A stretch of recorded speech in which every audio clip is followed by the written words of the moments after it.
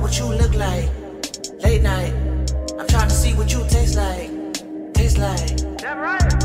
Little nigga, holla at you, right? Show you some love, find the things in life. You know I'ma do your fucking right. Yeah. I wanna get down with your hello girl. Little birdie told me you a bad little girl. Expensive taste, fine wine and pearls, but you best believe I'm finna rock that world. Skinny nigga from the west side, couple bitches by the beach side, blunt lit by the moonlight, finna give it to you all night. Yeah.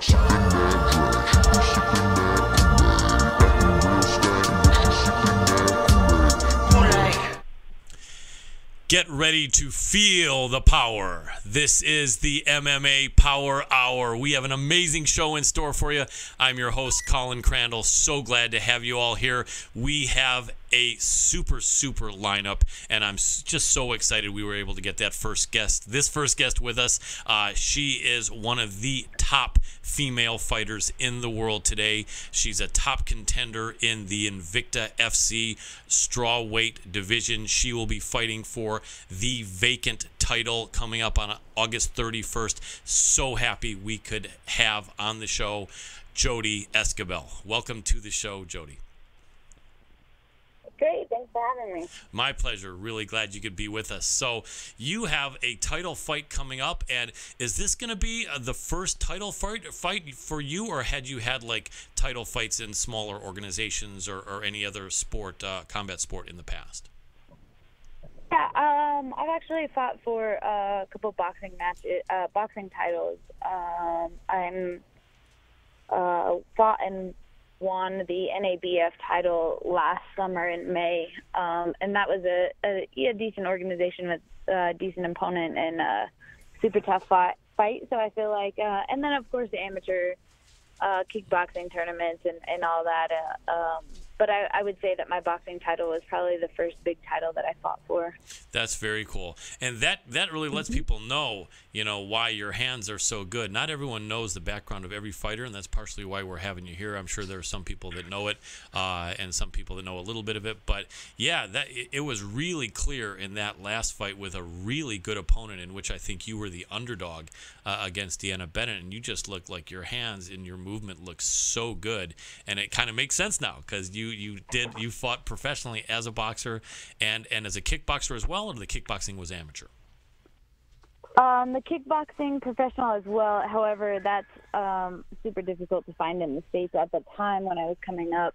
Right. It was mostly boxing matches. And so I had a few professional kickboxing matches. It was just not really so available to us as females in the States. So I think things are changing a little bit, but still kind of difficult to find kickboxing matches. So both boxing and kickboxing professionally. Very cool. And one thing I want to do, and we'll come back to this because, sometimes if people are in Europe or if people are on the East Coast, sometimes people have to run. And before we lose any of the early birds that are going to bed, before we get anywhere again, go ahead and shout out where people can see your next fight live, the date, if you want to shout out the opponent, where they can watch it so that they can hear it from you and be able to make sure they tune in or go in person. Yeah, of course. My next fight will be on August 31st. You can watch it on UFC Fight Pass, and that will be Invicta 25, and that will be for the strawweight title. Mm-hmm. Yep. And basically, this is going to be an Invicta that, unlike the usual event where we're talking that very cool venue, the Scottish Rites Temple in I think near Kansas City.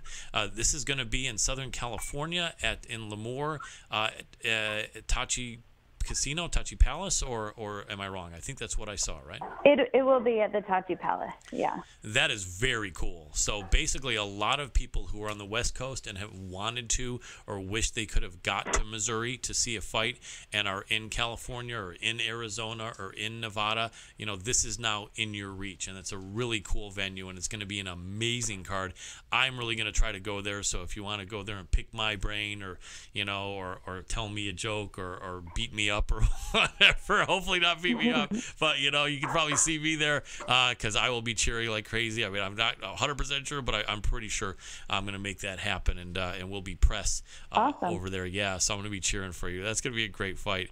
And So let's get back to how you transitioned to getting into combat sports. A lot of people have no idea the backstory of so many great fighters, or most great fighters. And I'd love to hear what age you were and what the circumstances were that led you from being in high school or junior high or wherever, and at what point you got into any kind of combat training and sports, what it was, and how that led to you now fighting in a really big-time show like Invicta.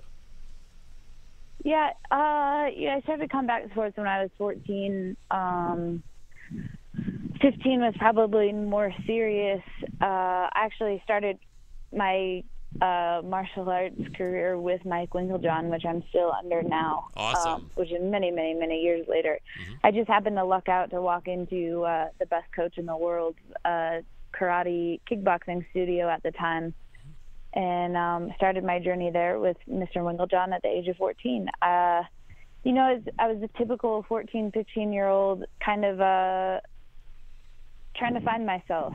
And half of my friends were out doing drugs and not making the right choices, and half of my friends were either in sports or school or whatever it was. And I can look back on it now and clearly see that martial arts probably saved my life in more ways than one. And I knew I always wanted to be a firefighter, and so that helped me become fit enough to get into the fire department at a very young age. And martial arts taught me just discipline and making the right choices at a very, very, very young age. And I know that without that, I probably would have been down the wrong path. And so it was a very pivotal time in my life. And maybe I thought I was just taking a couple of fitness classes at the time, but I'm very thankful for that. I'm very thankful for Mr. Winkeljohn and what he's taught me along the way. It's like having a second father, and we've been close. And now that I'm a business owner and a gym owner and a paramedic and a firefighter and actually grown up, and he's always been there as a sound advisor in my life, and I'm super thankful for that as well. And I can't say enough positive things about martial arts, whatever it is, but whether it be a kempo or karate or jiu-jitsu or kickboxing. There's a lot more behind it than just becoming a fighter. And I think that's the beauty of martial arts and living the path and living and making that journey. Absolutely, and that is so true. I've never been any sort of a high-level fighter in any sport, but I've always trained and earned several belts in a few different styles, and so I've always been in the mix, and it's always been really important to me, as a martial artist myself. And so people will hear fighters say this, and they really mean it.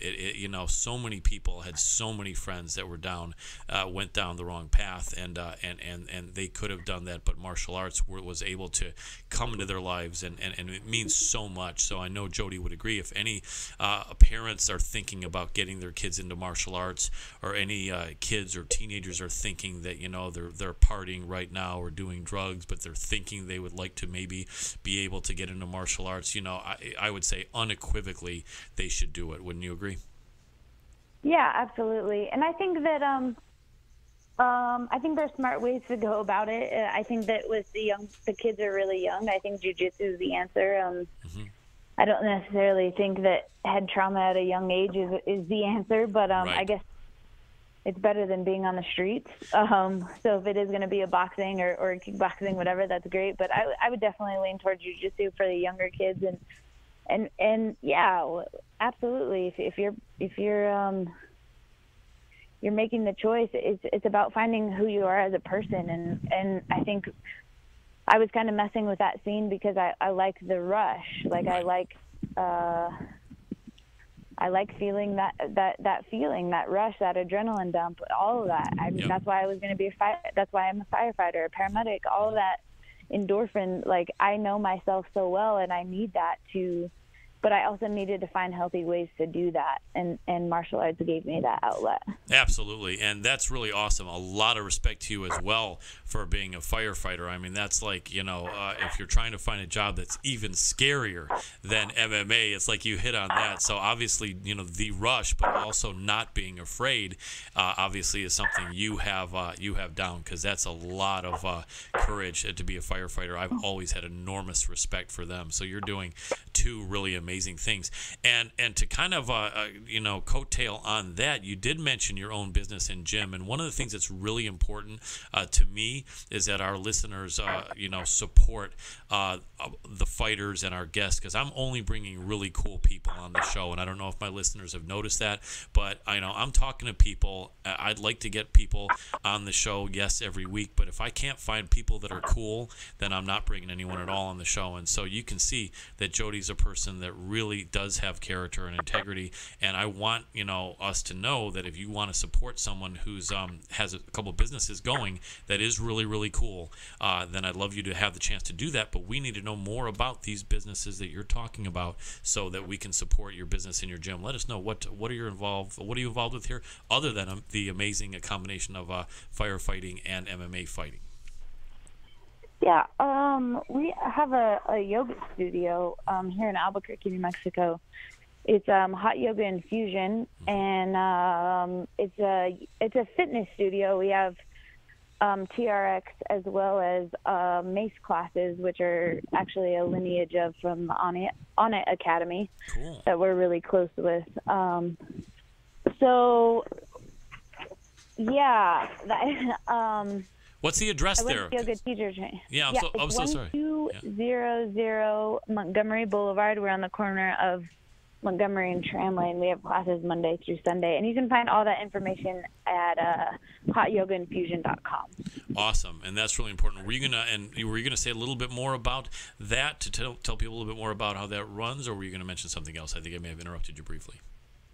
No, that's fine. It's just that was another thing that I kind of found a little bit of balance, because teaching yoga, I went to yoga teacher training in an ashram, which I stayed in like this little shack thing, and we didn't have coffee or meat for like 9 weeks, and like this crazy meditating every morning. But the thing was, everything in my life was so red line. Everything was 911 or firefighting or fighting, or the most extreme things that I kind of felt like I needed a little bit of balance. So we opened the yoga studio. I started teaching yoga classes. I started practicing yoga a little more often, and it's definitely been life-changing. And I encourage people to do that as well, to try a yoga class, and it's, like I said, it's been life-changing for me as well. And I've heard that. That was one of the. I'm sorry. No problem. I said I've heard that as well. All kudos to yoga. All support from the host here for people backing up what she says. And yeah, continue with your thought with that. The other thing you were going to say after the yoga. We also have a Caveman Coffee. Keith, Jardine, Tate, Fletcher, and Lacey Mackey.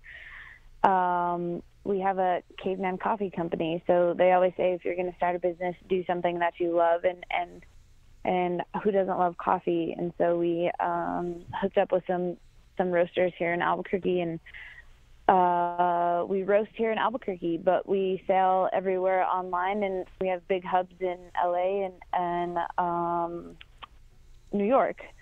Cool. So cavemancoffeeco.com is where you can find our coffee as well, which is it was another business, but a lot of times it doesn't feel like so much of work, just because it's something that we love, and we love each other, and it's a great company, and it's been really cool. It's been a really cool learning experience for everybody, and yeah, you can check that out online at cavemancoffeeco.com. And I have heard really good things about that. I know that that a good amount of MMA fighters are loving the Caveman Coffee, right? Yeah. And so you're getting some love you deserve. And Keith Jardine, people remember him. He was awesome. I like to say, if you think back to when Chuck Liddell was still Chuck Liddell at his top, Keith beat him at that point.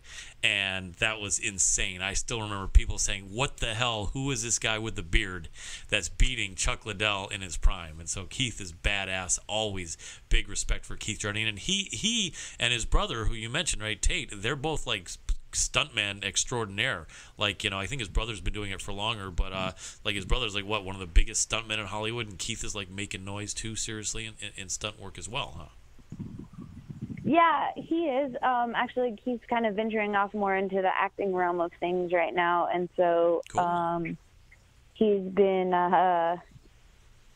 kind of just transitioning over into acting, which has been a huge change of things, and he's had a lot of success with that.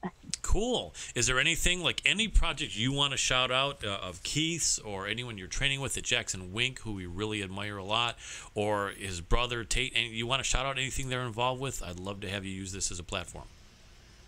Yeah, no, just the coffee company and everybody that I'm surrounded with is doing greatness. That's why they're around. And I try to surround myself with greatness. Everybody at the gym is like I train with a bunch of rock stars, and they always are working on something or working on fights. And I just left the gym and John was finishing up a great workout, and I'm happy to see that fight happen. And it's inspiring just to have positive, great people around all the time, whether it's business owners, yoga teachers, other paramedics, and I just try to keep up with everybody in my life, That's awesome. And the John she mentioned is John Jones. So you guys realize she's there, as well as her being awesome.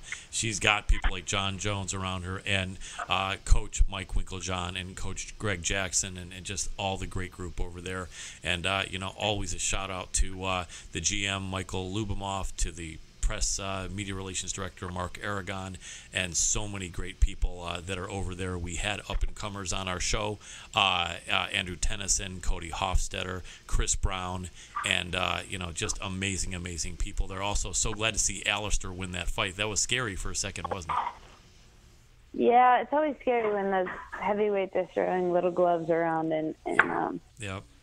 I'm glad he got the win also. Yep, that was awesome. So let me do this. I know you're only having maybe 5-10 minutes left with us before you have to get to that meeting that we know you had scheduled. But in that time that you have, let's break down some upcoming fights, all right? Okay. Awesome. So let's start out with the Jody Esquivel opinion on JoJo Calderwood versus Cynthia Calvillo. If you can't make a prediction at the end, that's okay. If you can, that's even better. But at least let's hear a breakdown on how you think that plays out. I think that's an interesting fight. I think it's a great fight for Cynthia to solidify all of her great wins that she's been having. Mm-hmm. I think a win over JoJo is huge. I think that she has a big task in front of her. I like JoJo. I like JoJo's style. I've always been a fan of her since the Invicta days, of course. And I think her experience will win the fight. But I think that Cynthia's dangerous. I think that she has a chance to steal the show for sure. But I don't know. My heart says JoJo. Yeah. But not any other reason than experience. Yeah. I hope it's a great fight. I'm sure it'll be exciting. And JoJo always has the most violent of fights, and that's always entertaining. Absolutely so. And it's almost like a throwback fight, isn't it? It's kind of, even though they're both pretty balanced, it's kind of like JoJo wants the fight on the feet probably the whole time, and Calvillo would probably want the fight on the ground the whole time, huh?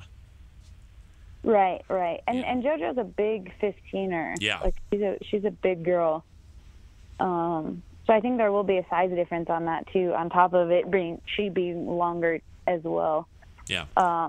But yeah, the classic ground versus striking game is always interesting. Yep, absolutely. And I know some people that know both of them, and I hate to disappoint either one of them. JoJo just seems like such a cool person, and she's been around longer, so I've gotten to know her as a fan a little bit longer, and I just would love to see her win. And not only that, but she's on this card in Scotland, am I right, or is she on a later card? Yes. I think she is on in Scotland. Yeah, and so, I mean, like, right in front of her fans, can you imagine how loud they would be if she wins that fight? You know. Yeah, absolutely. So I'm hoping for that. Great. Although I've heard Cynthia is super cool. Anyway, next fight up, let's go on to Chris Weidman versus Kelvin Gastelum. Interesting matchup, don't you think? I think it is. I really genuinely like both guys. I feel like I'll just watch the fight as a spectator and not as a fan of either of them, because I think that they're both great. I think I really dig Weidman's style. I think I feel like it's stupid and it's silly and it's cliche, but I think everybody wins with this matchup, and I hope it's just a great fight. I really like both dudes. I like both guys a lot. Yeah, me too. I really do, and they just both seem like really, really cool guys, and I think Weidman needs the win a little bit more than Gastelum needs the win, but obviously in the UFC, it seems like with one loss you could be cut, so I hate to see either guy lose. It should be a really cool matchup. Both are wrestlers, but Gastelum a little bit better with the hands, but then he's giving away a ton of reach, and Weidman really needs the win. So I think Chris is going to be fighting super hard. He looks a little bit like a cousin of mine, so a lot of times I've cheered for Chris and nothing's happened to make me not cheer for him, but Gastelum's super tough too, and so I think that'll be a great fight. Couldn't go on the out on the limb to predict that. But let's get to the next one here, and actually let's leave the biggest one for the last, the women's fight. So let's go to Woodley against Maya. Interesting. Love to hear the Jody Escobar breakdown on that. Man, I'm such a fan of Maya, just because he just defies all odds with his submissions, and those shouldn't work in MMA. Right. Like the stuff he does is just, it shouldn't transfer over as well as it does. And you see a lot of people come up as Brazilian black belts or whatever it is, and they don't make the art that Maya does, and he really does.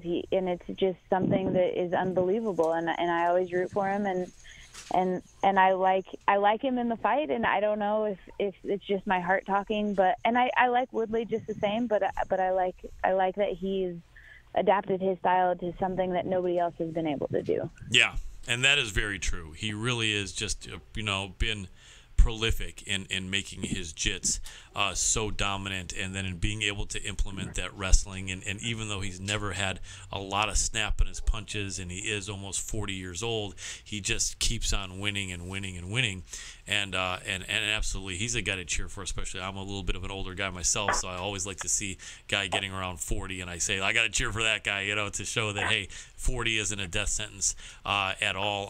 I know people that know Woodley, and he's amazing, and it's so hard for me to pick that fight. I mean, I think that on paper, Woodley should probably win that fight on paper, but Maya is amazing, and for Maya to finally have the belt after what it seems like years of being denied a title shot, I think would absolutely be, that would be really cool for him, and he's a really chill guy. I wouldn't be surprised if he's one of the nicest guys out there that has talked the least amount of trash in his entire career, wouldn't you think?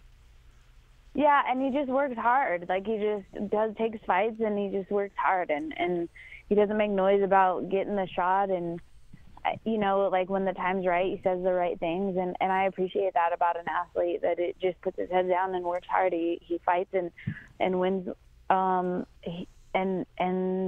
he lets his talking do all the work, his work do all the talking. Exactly. And I appreciate that. Me too, absolutely. But I've also heard that Tyron's a really good guy too, so that's going to be a cool fight. Okay, 2 left. Cowboy versus Lawler, and we know that Cowboy is Jackson Wink, but I know that you guys are very cool about being objective and breaking it down. What's the breakdown? Interesting matchup, isn't that? It is. I think it's a really tough fight for Cowboy. Yeah. Honestly, stylistically, it's a really, really tough fight for him. Yeah. It's not ideal. It has mostly what Lawler's strong in is what Cowboy can be sometimes weak in. Yep. And we know that, like, and so Cowboy's trained accordingly, of course, and I think if Cowboy's on, he capitalizes on the opportunity in front of him, and if he's off, he's off. Then Robbie will definitely. I love Robbie Lawler. I've always been a Robbie fan, so when the fight was signed, I was like, dude. Yep, hate that. Like, you're killing me. Yeah, because I've always been a fan of Robbie too. I think that he's been a guy that is always just went to work and didn't talk when he for unnecessary mouth running, and I appreciate that about Robbie, and I've always liked his gritty, tough style, and I think I've met him a few times, and he's always been nothing but extremely pleasant. And I've always been a Robbie Lawler fan, but my heart's with Cowboy, of course, and I know that if Cowboy fights his fight, then it'll be a good night. It'll be a competitive fight. Cowboy always comes to fight, and he's an absolute maniac. He's been training hard now that he's healthy again, and I think it'll be a great night for Cowboy. Yeah, awesome. I like them both a lot, too. In fact, I had a guest on, a really great jits guy who was a really good mixed martial artist, Chris Brennan. I don't know if you remember him years back. That was probably before you were involved, the West Side Strangler. But he said that anytime that fight got signed, he hoped it would be canceled because he likes both guys so much. And I remember thinking, I kind of am the same way. So, this time, though, it looks like it's not going to be canceled. But I just hope it's a great fight. I hope both guys look good. And, almost like you say, hope for a draw, which is not going to happen. But I'd love to see both guys do great, right? They'll be fighting really hard. And it should be a really interesting technical fight. I think if Cowboy's on, it's going to be a lot of really crazy movement and attacks from different angles. And, it should be a great fight. So hard to pick. And like I hate both guys. I hate to see either guy lose. I like both guys so much, and I hate for either guys to lose. So I hope for a great fight. Maybe a bonus for both fight of the night or something like that would be fun. Yeah. Cool. And then that'd be great. Yeah, it would be. I really hope so. I think there's a good chance with those two guys involved. Am I right? I mean, there's a really good chance. Absolutely. Yeah. Okay. Final fight here: Cyborg and Tonya Evinger. What do you think? Yeah, I think that man, what a crazy event for that fight anyway. Just with her fighting Nguyen first, and then Tonya. But I mean, I've seen Tonya fight, and she's just raw and rugged, and surprisingly, when I say raw and rugged, and you think not polished, but she is extremely polished, and she's been around a long time, and she works hard, and I think that I'm really happy to see her get the opportunity to fight. And Cyborg herself is just an anomaly. I mean, she's another person that's just doing something that nobody's ever done, and she's just she's so dominant, and I think that if matchup-wise, I think Tonya has a better chance than anybody else because her submissions or her wrestling is better than what Cyborg has faced yet. Absolutely. And so that will be the little bit of help that Tonya has is for wrestling, and maybe you just kind of take her down and hold her down and score those points from the knock from a takedown aspect, and kind of do that, and then it's not that Cyborg's not dangerous on the ground. So hey, more power to Tonya for stepping in there, because I know that a lot of people are dodging that fight, and so I'm excited to see the fight. And stylistically, like I said, I think she has a better chance than most. I think so. I think a lot of people are sleeping on Tonya. She's been on the show twice. She's super cool. Surprised a lot of people with doing really good interviews with me. I always said I thought she would do that, but she's super personable when you get to know her. And we just had some great chats, and I'm cheering for her. I think she's got a really good chance. Let me ask you one quick thing on that. People are always talking about different things and saying different things, but you were in the same Invicta shows with her on probably 3 or 4 occasions. Is that right? Yeah, I think so. And so we know she's not walking around at 170, but we also know she's not just walking around at 130. Some people are saying she's a small bantamweight, which I don't believe. I think she's a big bantamweight. Can you give any clarity on what you think from what you've seen? Because there's all kinds of talk on both sides of that coin. I feel like she's pretty middle of the road, honestly. Okay. I don't think she's small, but I don't think she's on the bigger end of I've seen definitely bigger bantamweights walking around, but I think she's I would say she's middle of the road, really. Okay. I wouldn't, yeah. So she's probably, after weigh-ins, might be giving away 10 or 12 pounds, 15 maybe, when they're in the cage. Yeah, I'd say so. Okay, and that's not insurmountable. No, not at all. Yeah, cool. Well, I'm excited, and I'll be there, and I think she can do it. I just think it'd be so cool. I can't wait to see what she would say, especially like if Joe Rogan is right there with her. If they put the belt around her, that would have to be amazing. I wonder if she's thinking about it now. That's another question. Do you guys think about what you might say, especially because you are looking like you are going to be in there as well, as far as my concern with a belt being put around you? Do you ever think about what you would say in advance at all, or is it all you want to be spontaneous when they bring you the microphone after winning the championship? Yeah, I don't know. I think that some people kind of have their whole speech lined out, and it's part of their process of visualizing then winning the fight. Like, if you can't see yourself getting that belt placed around you and what you would say, then I mean, I see that happen every day now that I'm in camp, you know, and what I would say isn't really planned out, but maybe loosely, maybe very loosely, but not super planned out. No. Right. Not 100% and scripted. It's so raw and so emotional, and Yep. and half of the stuff you want to say never happens anyway, and so Right. and so you see people pull out their piece of paper and read whatever, but it's like, Right. and I just want to be there in the moment, and that's what we worked for anyway. That's the whole reason why we're there, is to be there in that present moment, and whatever is said is said. That makes sense. And that should be, I believe that's the co-main with Pahalui and Kunitskaya, right? Or is it the main? Yeah, cool. So that's awesome. So, you know, basically it's going to be the second to last fight of the night for everyone. Invicta usually has like 10, anywhere from like 8 to 12 fights. So it's going to be a really great card. And you guys got to make sure that can't make it out there that you tune in for this second to last fight, because it's going to be a barn burner. And if you guys can make it, it will be worth it. That's a really good card. And I think that you have a strategy in place. I think you're going to be fine. You probably are very familiar with Livia Henata Souza, I'm sure. Yeah, you know, I'm familiar enough with her, but I don't really care. Good. Honestly, it's more about what I'm gonna do, and we'll go from there, and go have some fun. I like it. Well, that's what you're going to do. You've got a great attitude. You're super cool. You're someone with a lot of character and integrity. I think that's what we got from this interview.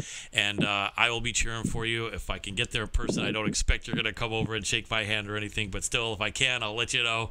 And if not, we'll be cheering for you on TV. But either way, I thank you so much for being on the MMA Power Hour with me, Jody. It's really been awesome. Great. Thank you, guys. Thanks. You're very welcome. You take care. Anytime you want to come on, just hit me up and we'll bring you back. All right. Sounds good, guys. All right. Knock 'em dead. All right. Thanks. Take care. Bye-bye. So that was Jody Escobar. She is fighting August 31st at Invicta 25 at the Tachi Palace Arena. That's in Lemoore, California. Excellent venue. They have Tachi Palace fights there, so they've got it down looking really professional and really cool. And Jody is going to be fighting for the vacant title against the Brazilian Livia Henata Souza. Will be a really explosive fight, and Jody can win it. We're going to be cheering for her. She's super cool. Check out the yoga school that she mentioned if you're over in Albuquerque or nearby. Caveman Coffee, good quality stuff. She has integrity, as does Keith Jardine and his brother. So basically, really good products and really cool people. Anyway, so we are jumping into our next. No, we're not. We actually just had a little bit of a malfunction there. Okay, so we're going to go to a commercial break. Am I right with that, Adam? Okay, commercial break. We have so much more coming back after these brief messages.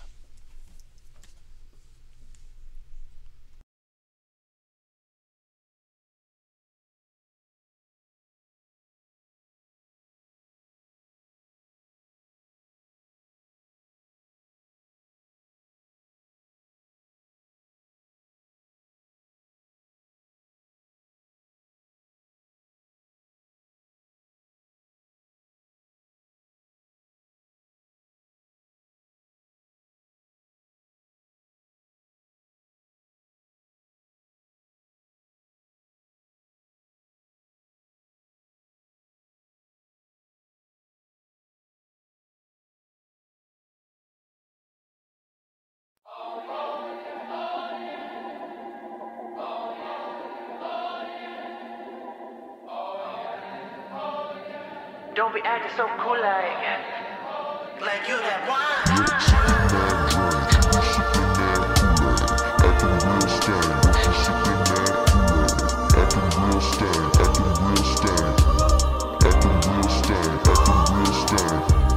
You fine, yeah, you fine. And yeah, I know that your shit tight. Damn right. But don't be acting so cool like you that wine. Cool like you that wine. Poolside, late night. I know you're shining up moonlight. Damn right. I wanna know what you look like. Late night. I'm trying to see what you taste like. Taste like. Damn right. Let a nigga holla at you right.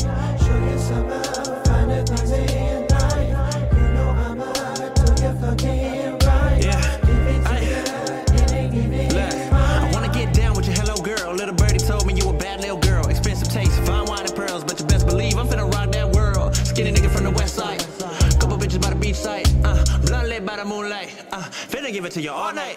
Yeah.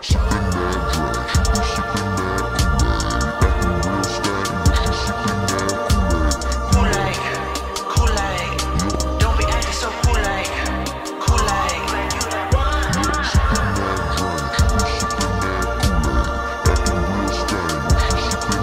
Don't be acting so cool like you that wine. Midnight, green light, get the sheets to the sunlight. Fun night, lock it up so we play fight. We don't rest till the daytime. Playtime. Hey. Shorty on that train, attitude on real stain. He take it to the bank, he don't give you what you like. I know what you like, I know you can write like bite. You fuck with me, fuck the hype, give it to you like it's mine, yeah. And we both like designer. Best friend, go reminder. Lost your mind on the island. Where's up? Did you ever go find her? Okay. Ever had a nigga shoot straight? That's me. Did you own this new slate? Ain't wrong, Little baby on a new way. Okay. Sipping wine with the Kool-Aid. Let's get it. Let a nigga holla at you right. Show you some find the things in life. You know I'ma do your fucking right. Give it to you, it ain't giving mine. You fine, yeah, you fine. And yeah, I know that your shit tight. Damn right. But don't be acting so cool like you that wine. Cool like you that wine. You fine, yeah, you fine. And yeah, I know that your shit tight.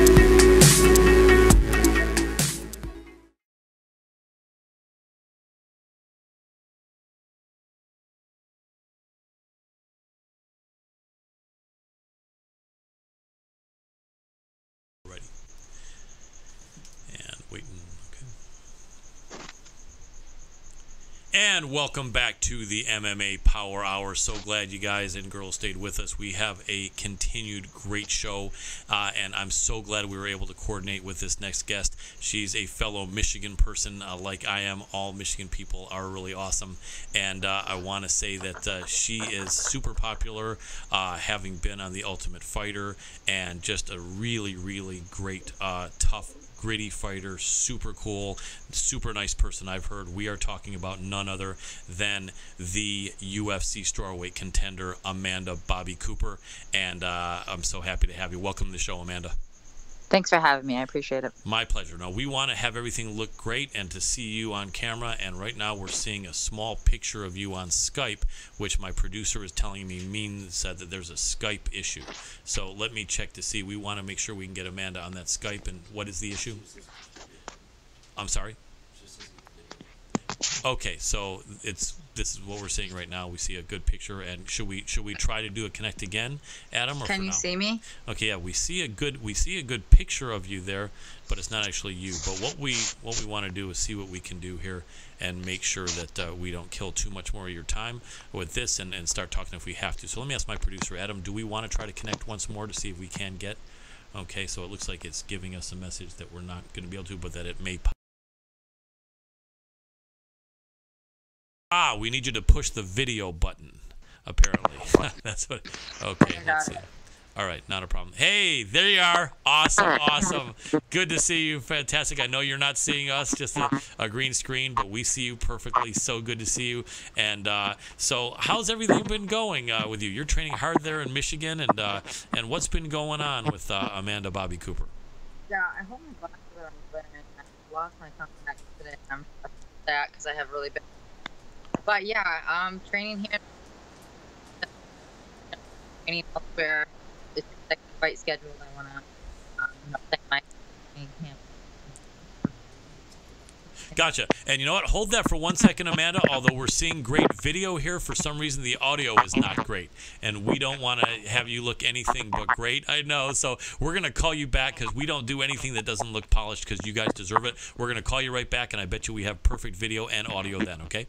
Okay. Awesome. Call you right back. If you can disconnect, we'll call in 10 seconds. All right. Okay, so ladies and gentlemen, we are going to get back the awesome Amanda Bobby Cooper in a few seconds here, but we want you to be able to see her and hear her well. That's really important, obviously.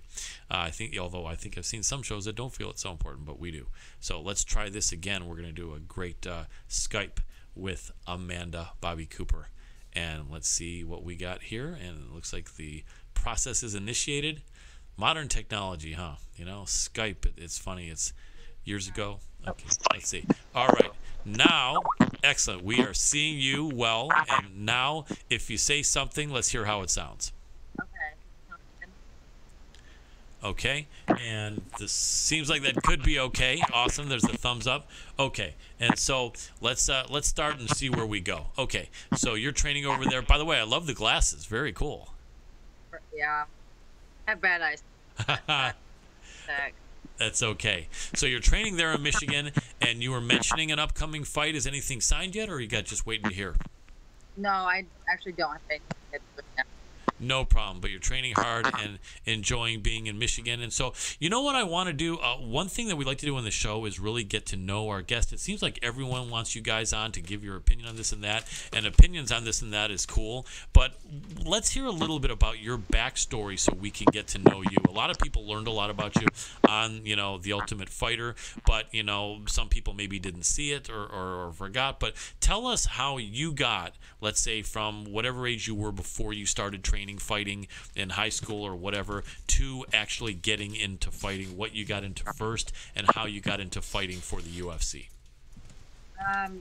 Back 10, 11 with my boxer. He boxed in the Marines, and he got my sister. And then I had my fight when I was 11. I boxed all high school. I was a 2-time national Golden Gloves champion. Runner-up at the PAL tournament in 2011. Did quite well for boxing. I wasn't a superstar, but I did, well. There wasn't a ton of out there anyway, so the competition kind of died out. 2010, the year I graduated high school, my dad tried to convince me to try an MMA fight. Because dead set, no, I wanted to stay boxing. And then by the end of the night, we were at the boxing gym. At the end of the night, he kind of convinced me. I was like, all right, I'll try one. See how. Nice. And then the next he calls me and tells me I have a fight in 2 weeks. And I just, continued to train boxing. And after that fight, I just fell in love with it. I had so much fun. I actually got interviewed after the fight, and they, commented on why I was smiling. Oh, I got little gloves and no headgear and knocked someone out. So that was pretty awesome. Nice. That's really cool. And it was only from that point until you being on The Ultimate Fighter was only like 2 years later, 3 years later or something? No, I took my first amateur MMA fight in the end of 2010, and I got on The Ultimate Fighter in 2016, so 6 years later. Okay, so it was a while. You had put in a lot of time. And so you were originally a striker, and you're known for really good hands. Are you liking the other aspects of MMA, the wrestling, the jiu-jitsu, or is you still just really love the striking way more? I love my gym schools. We mostly do. We got more instructors. So, I mean, I prefer, probably, I think everyone hits people in the face and knock them out. It's just something they love. But I do love jiu-jitsu. I train jiu-jitsu more than I do striking right now. Because I know it's an area I need to improve on, as every area, everyone always is trying to improve everything. So, absolutely. Most of my pro wins are with jiu-jitsu, and my losses are with jiu-jitsu. So it's like, I definitely need to work on it, and there's no denying that jiu-jitsu wins fights. Yeah, absolutely. And everyone is a work in progress. We're all, you guys are all trying to improve everything you do. So that's a really true thing. You want to be as balanced as you can. So are you training at a certain gym in Michigan? And if so, feel free to shout it out. And any training partners there that anyone might know of there, or even if not, feel free to shout out anyone you're training with, and let us know what the background is for you as far as how you're getting yourself tuned up. Yeah, I train and my gym, and so after 6 years with them, gone out to other cities, trained and trained 2 weeks, and back at my now it's just definitely. I can't imagine fighting anyone else. I actually dated my coach for 5 years. We broke up, and I still train there. So it shows how loyal I am. Nice. We laugh about it all the time because we train better now than we ever used to, and things are better now than they ever used to. Just because it hasn't even been a year, but I'm definitely the most loyal person there, man. We broke up, and I still continue to train. I like that. That shows a lot of character. That's really cool. It really shows your focus on taking it seriously and being professional. And I've really found that in Michigan, so many people are really cool, and there's obviously uncool people everywhere. But I'm in California, and most people I meet have such a great opinion of us Michiganders. It just seems like we're cool people, and it means something to us to try to get along and to try to deal with what we have to deal with, and just realize that everyone else has their struggle. And let's just try to all make it work out okay, huh? Half the year we're bunching scarves and Yeah. Let me ask you a question, Amanda. It's really important to me for every guest, and especially you, since you're a Michigander. We're finding that the sound is going in and out, and it could be that your Skype connection. My producer is feeling like the equipment here looks really good. You look fantastic, as you always do, and I hate to lose the visual, but we're finding the audio is really breaking up a lot, and my producer feels that rather than have that happen, we maybe should just lose the visual and see if we can call you on the phone, so at least we can have a clear audio interview. Would that be all right? Would you agree with that? Or definitely. Let's do that. Okay, so we're going to cut this off because, we want to make sure people can hear, and so let's cut off the Skype, and we're going to call you back on the phone in about a minute or a minute and a half. Awesome. Thanks so much, Amanda. Call you in a minute.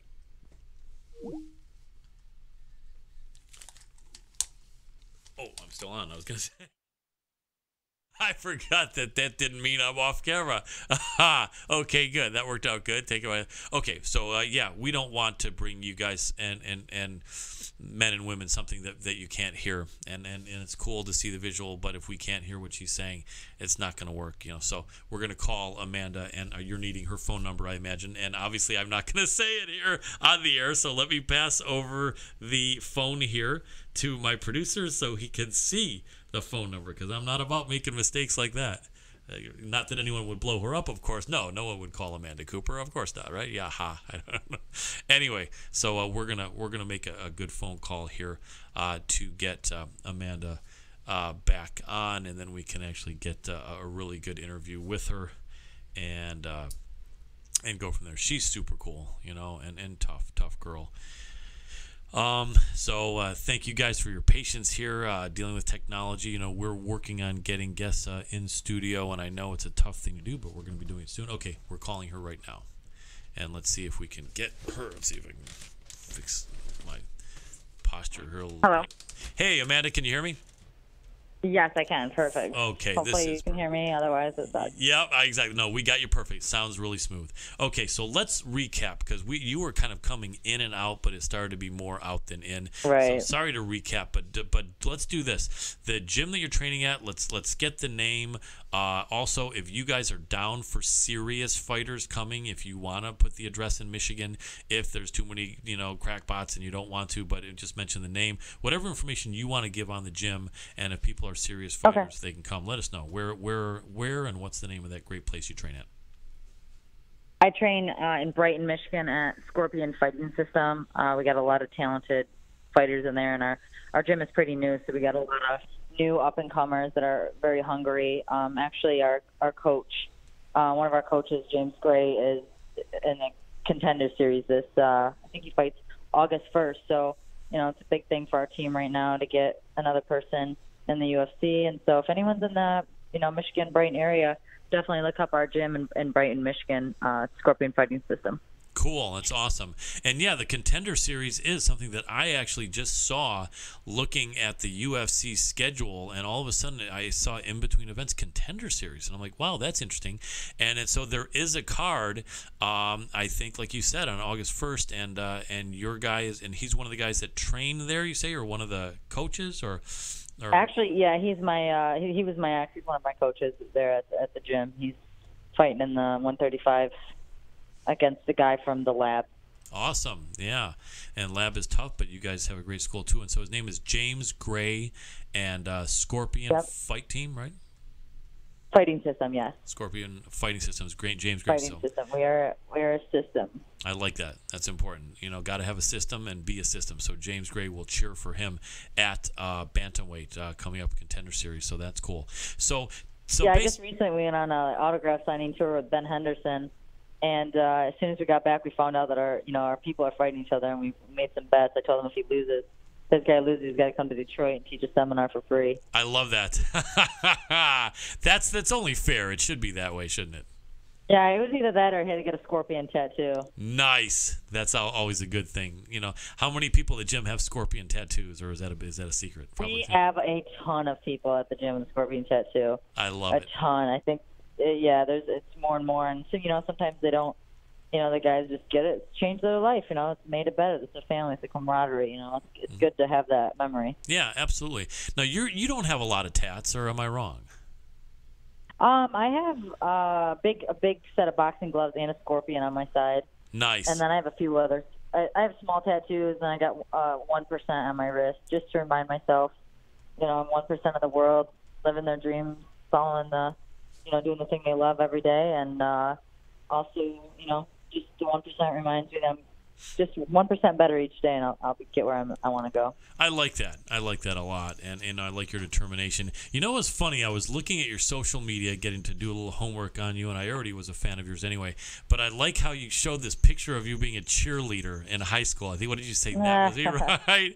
And and so it's really funny because you look at you still look great now. You look great then, but you look at the little kid being a cheerleader. So young. Yeah, right. And now you're fighting, and so it's cool. I mean, it shows that you're doing that, and then you said to yourself, hey, okay, I'm going to do something probably way harder and way more scary. Yeah, I remember. Well, yeah, in that time of my life, like I remember trying to do some of the cheerleading things, and I just like couldn't never do the splits. I wasn't flexible. I felt like I wasn't athletic. Right. I always felt awkward doing it. I'm like, man, I'm just not athletic enough to be a cheerleader. And then come to find out, I'm like, oh, cheerleading sucks. Right. I want to punch people. Right, and then you find out you're like super athletic and amazing to be a fighter, right? So it's funny how life changes, isn't it? Well, that's cool. Crazy. Yeah, it really is. So let me ask you, what do you want fans and listeners to know about you that's relatable? Like I've always found, like I'm sure when you were on The Ultimate Fighter, you got a ton of new fans. And like, what are some things that you like to do that people can relate to? Do you love like going to Hawaii, or do you love like staying at hotels or racing cars or watching late night movies? What are some things about Amanda Bobby Cooper that fans might be able to say, oh, you're kidding me, she loves that they can relate to? Yeah.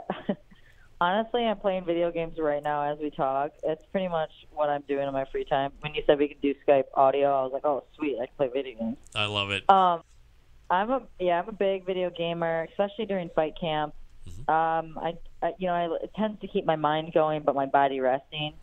And I get quite addicted to games quite easy. It's like I go to the gym and I come home and I play, and I go back to the gym and I come home and I play before bed, and it's something. So I'm not out. I'm not staying up late. I'm not, sitting on the freaking TV watching and I watch Netflix, but sometimes it just feels like you're just numbing yourself out watching show over and over again. So, I play a lot of video games. I love traveling. I love camping, staying in tents, and kind of my boyfriend and I go hiking or kayaking, anything out in the woods. We enjoy. I got a puppy right now. Awesome. So he keeps me entertained. Very cool. What are the video games? Pretty normal. Yeah, no, definitely is. What are the video games that you like? What are your favorites? Right now I'm playing. This is an old game too, but I'm playing Diablo 3 on Xbox. Okay, very very. But I play World of Warcraft, and I actually did play EverQuest for a while, which was a super old game, but. I like PC games mostly, but my laptop's not doing so well right now, so Xbox it is. Right, absolutely. Well, it's absolutely better than nothing. And are you like a big MMA fan yourself? You'd be surprised. Some are not at all. Some are huge fighters, are huge MMA fans, and some are like, I'll just kind of like watch it when I can. Where do you fit in as far as that? I'm like middle. I try to watch them, so I'm like. I'm free on the weekend. I'm not going to cancel plans to sit at home and watch the UFC, depending on what card it is, But if fights are on and I got nothing going on, like I think the past 2 weekends on Friday, I've sat at home with my boyfriend and watched the fights. Mm-hmm. Trying to train more, and he's training for a fight. So, we're inside a lot, just hanging out, keeping calm or whatnot. I try to watch him a lot, but it's not something that I have to do. Right. Understandable. And that's cool. And that's probably where most people fall in, kind of in between. So since that's the case, and since you do watch some, I know you are down for breaking down some fights in the segment we call Pros Pick, and people love that. You are the pro, and let's jump into some picks, and let me ask you here your opinion on the following fights. If you have no prediction at the end, that's okay. I'm not going to force you if you're on the fence, but if you could at least break down, and if you do have a prediction, that would be great. Let's start with... I might predict more than I break down. That's okay. Not a problem at all. I'll try. Not a problem at all. What is your thoughts about how...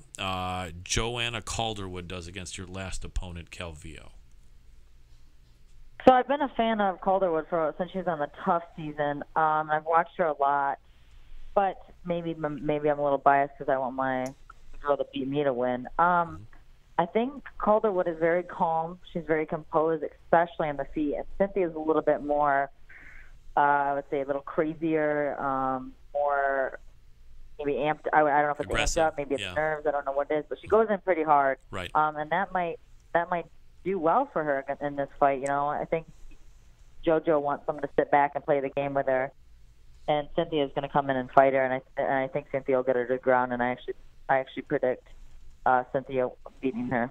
Yeah, and that very well could be. It really is. The only way that wouldn't work is if, I don't know if you watched the Yoel Romero versus Whitaker, where Whitaker won the interim title. I guess maybe you did, but basically where he was able to stop most of the takedowns and most of the grappling and just keep it on the feet. So I could almost see. Yeah, I actually go ahead. I haven't seen JoJo do too much wrestling maybe lately at all. So I don't know what her takedown defense is right now, but definitely her striking, and she's tall and long, and it's a good fight. It's a really good test for Cynthia at this point because the striking, and she's very veteran. She's been doing this for a while. She's been in the UFC for a while, so. Yep. It's a good test for Cynthia. It is. It really is, and that should be a really interesting fight. Hard to predict. Could go either way depending on what happens in JoJo's takedown defense for sure.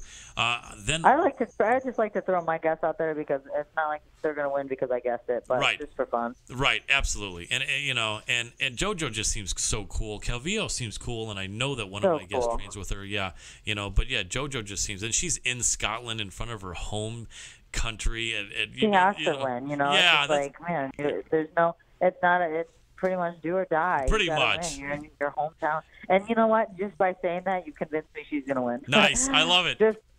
I completely forgot about it, and I'm like, no, she's gonna win. Yeah, she's got the weight of Scotland. Hard not to. That's what I think. She's got the weight of Scotland on her shoulder, and she's gotta win. Right, she's gonna be going out there with like a death stare against. She's training her ass off for this. Yeah, that's what I was gonna say. We're probably gonna see the baddest badass JoJo Calderwood. I can't. That's actually I haven't seen her fight, and I just feel like it. She doesn't fight very often, so right. I'm excited to watch her fight because she's one of my favorites. Yeah, me too. She just seems so cool with that great Scottish accent, huh? Right, and just super small, or just quiet. And yeah. What a badass. Absolutely. So excited for that. All right, let's move on to John Jones versus Cormier, the rematch. This one is so tough for me to go through because I don't know. No one knows which John Jones is going to show up. If best John Jones shows up, he's for sure winning. Mm-hmm. But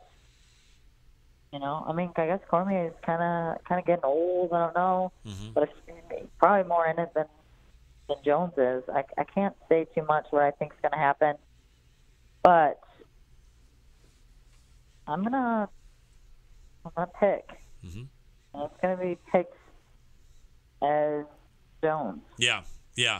And we've got a bunch of friends. Our show over at Jackson Wink, we just had Jody Escabel, who's fighting for the Invicta title. Oh yeah. Yeah, and we've had several other people from that gym, and they're just so cool. And they say John, despite all the bad press, is known as one of the nicest guys there at Jackson Wink, among a lot of nice people. So, Cormier seems cool, but the more I've been hearing, the more I'm seeing, I think Jones can do it. Having not fought that often, the rust, ring rust, cage rust might be there, but also I've heard from some fighters that at that high level where John Jones is. Yeah, that doesn't seem like that's going to happen. Right. Yeah, you've been doing it for so long, you kind of know what is ring rust at right. that. Right. It's like John Jones is all of a sudden not going to fight like someone who's never put on gloves, just because he hasn't fought. He's not. Yeah, we're not going to be like, oh, it must be ring rust. Right, no. Right. He's not going to go in there and get it done, or he's not. Yeah, exactly. And so he probably should do it too. I think I'm leaning toward that as well. Although I know Cormier is going to be a little bit more prepared than he was a couple of years ago for what Jones has to offer. Yeah, so it should be a really interesting fight. All right, and we got Jones. All right, next one. How about Tyron Woodley against Damian Maia? I'm going with Woodley. Yep. I'm going to pick that first. Yep. I don't really know why. I think just obviously the power. I think at his last few fights, if I'm remembering correctly, he kind of shied away a little bit, and I didn't really see. Maybe I'm completely wrong. No, you're right. In my head, I'm thinking he wasn't the most aggressive Tyron Woodley the last. Yeah, it wasn't the most aggressive, which kind of made me think maybe Maia's striking might do a little bit better, but I can't count him out ever. Yeah. With the power he has. Yeah, absolutely. And one of the things I talked to is a guest we've had on a couple times, a friend of the show, the legendary MMA champion Antonio McKee, and he had done some training with Woodley and helped train him on a few occasions. And he said Maia's not going to be taking down Tyron Woodley. and Woodley just hits so much harder. So it's going to be an unusual circumstance for Maia to win. I was just talking to Jody Escabel. She loves Maia. I really like Maia a lot too. He is amazing, and what he's done with his jiu-jitsu, transitioning it for MMA. Jody made a really interesting point, is that what he's doing shouldn't work. She said that, which is really kind of a cool statement, right? And she said for anyone else, it's not working, but for Maia, it is working. And so, it is working. Yeah. And at almost 40, the guy's like, an inspiration that he's just like winning and winning and winning. And he's 36 and he's 37 and he's 38 years old. And, Jeez. Yeah, so got to like him, although I do think it's a long shot there. I shouldn't say long shot. I do think that probably Woodley will win. And I'm more of a jits guy than a wrestler. So, I hate to go against the jits, but hate to go against it, but yeah, but got to. I think Woodley has that. All right, I think we got a couple more here, and let's say the women for last. Let's go to Cowboy Donald Cerrone against Ruthless Robbie Lawler. What's the Amanda Cooper breakdown on that, or prediction? Prediction, I'm gonna go with Robbie Lawler. Mm-hmm. I think we talked about like the difference between their last fights, getting knocked out, or just getting completely manhandled, and beaten down. I think about that. I'm like kind of thinking more and more like, what would be worse? What would how do you come out your next fight after you've been manhandled versus get knocked out? And I think I'd rather get knocked out cold like that than just beat just beaten and realize that you weren't better. Yeah, it's got to be tough, and there are people that are saying that Cowboy. I just like Robbie Lawler. I mean, I've always been a Cowboy fan. I think I like the person he is from what I see inside and outside of the cage. But I have a strong belief in Lawler. Yeah, it would seem that way, and it would also seem that while Lawler had his chin checked with one huge shot, I think if Tyron Woodley was able to land that shot against heavyweights, he might knock them out. So I think it doesn't mean that Lawler's chin is bad, whereas it does seem like Cowboy's had his chin checked a few times, which does make it a concern. So it seems like Cowboy would have to be just so on point with mixing up the kicks and the punches and the knees and and everything, and not get his chin touched, which is possible. And again, being a Jackson Wink guy, I really like them, so I hope Cowboy does really well. And it's so hard to call. Me too. But it does seem like on paper it's looking more like Lawler, but you never know, because on paper doesn't mean anything. Should be an exciting fight though. Everyone, and every fight is different. I've never had the same fight, and I've never seen someone fight, definitely the same tendencies, the same, they, grapple the same, or they definitely the same tendencies, but no fight is ever the same. Right. Very true. So I really like to see how these two fight. Yeah, absolutely. I don't see any way that's a dull or boring fight. Wouldn't you agree? Not at all, and I wouldn't be surprised at either person winning. Truly. Yep, absolutely. Should be really exciting. Now, the final prediction. Can't wait to hear your opinion. Tonya Evinger against Cris Cyborg for the vacant UFC Women's Featherweight Championship. I'm just truly so happy about this matchup. I've trained with Tonya quite a few times, actually, and man, I love her attitude. I love how she trains. And I follow Cris Cyborg on social media, so I see what she posts. I see the work that she puts in, and definitely one of the hardest working people I've ever seen. But Tonya has such a mean demeanor to her, and the way she strikes, the way she ground and pounds, the way she wrestles, and I believe this is going to be definitely for sure Cyborg's biggest test. Absolutely. I don't know. I can't. I feel like it's weird saying that Cyborg won't win just because of the freaking what social media, what everyone's put into my mind of Cyborg being unstoppable. Mm-hmm. But she's just a person. She's just a girl. She's just the same person as anyone else. So I don't know why Tonya can't win, but I don't know how. I don't see her subbing Tonya. I don't see her, knocking her out. Maybe just getting a good shot and maybe getting TKO. But I believe it's going to be pretty tough. Yeah, I think so too. I think a lot of people are sleeping on Cyborg. I think a lot of people that don't really know MMA online are saying, "Oh, it's a crush. Tonya's a tomato can and this and that." Yeah, the media has made everyone believe that this is the big deal. This is the biggest, baddest girl that there is, and why is Tonya on a freaking killing spree in Invicta, and she's just now getting this late notice fight? Right. It's truly not fair, but Yeah. she's gonna do what she has to do, and Yeah. I'm sure she's gonna come ready. Yeah, I think so too, and I think she'll do well. She's been on my show twice, including from training camp last week, and just super excited. She's a super cool person, and she actually really is giving awesome interviews. Like if you ask good questions and if you have a sense of humor and you let her talk, a lot of people were like, okay, she's like good for like 2 minutes, afterward, but they weren't sure. But all of a sudden, people are like, wow, you're kidding me? Tonya Evinger can rock an interview like that, just like you're doing as well. But I think a lot of people didn't know that from her. They've seen that from you on Tough, but she's super cool. Yeah, the way she is. And Yeah. you're like, oh, one of us. No, she stayed at my house a few times for a couple weeks at a time, and I was just like, I loved being around her. She's awesome. We had so much fun with her. And we took her like to shoot guns, and we took her on like these trampoline bounce houses, and like she did everything we asked. We're like, do this, and she would like flip 17 times and jump. She would just try and fall on her ass over and over again, but she got up and did it again. Nice. I truly enjoy that personality type. That's cool. And she's a Midwesterner originally. She's from Missouri, so I think we got that Midwestern thing between the Michigan, right, and the Missouri. And she's just, like, hey, down for anything, and it's just, super, super cool. And so I'll be cheering her on in person, and I think she could very well win. That would be the coolest thing to see Joe Rogan interviewing her with the belt around her waist. Oh, goodness. Right? I can't wait. She's someone that the UFC, even if she doesn't win, she's someone the UFC needs because her personality is just so strong. And whether you don't like her or you do, you want to watch her and you want to see what she's doing. Yeah, absolutely, and it's really true. And so I think a lot of people are looking out for that fight, and look out for Tonya Evinger. She's a really live underdog in that fight, and think she could win. For sure. Yep. Well, I really appreciate you coming on, Amanda. You're super cool. From one former Michigander, me, to a current Michigander, you.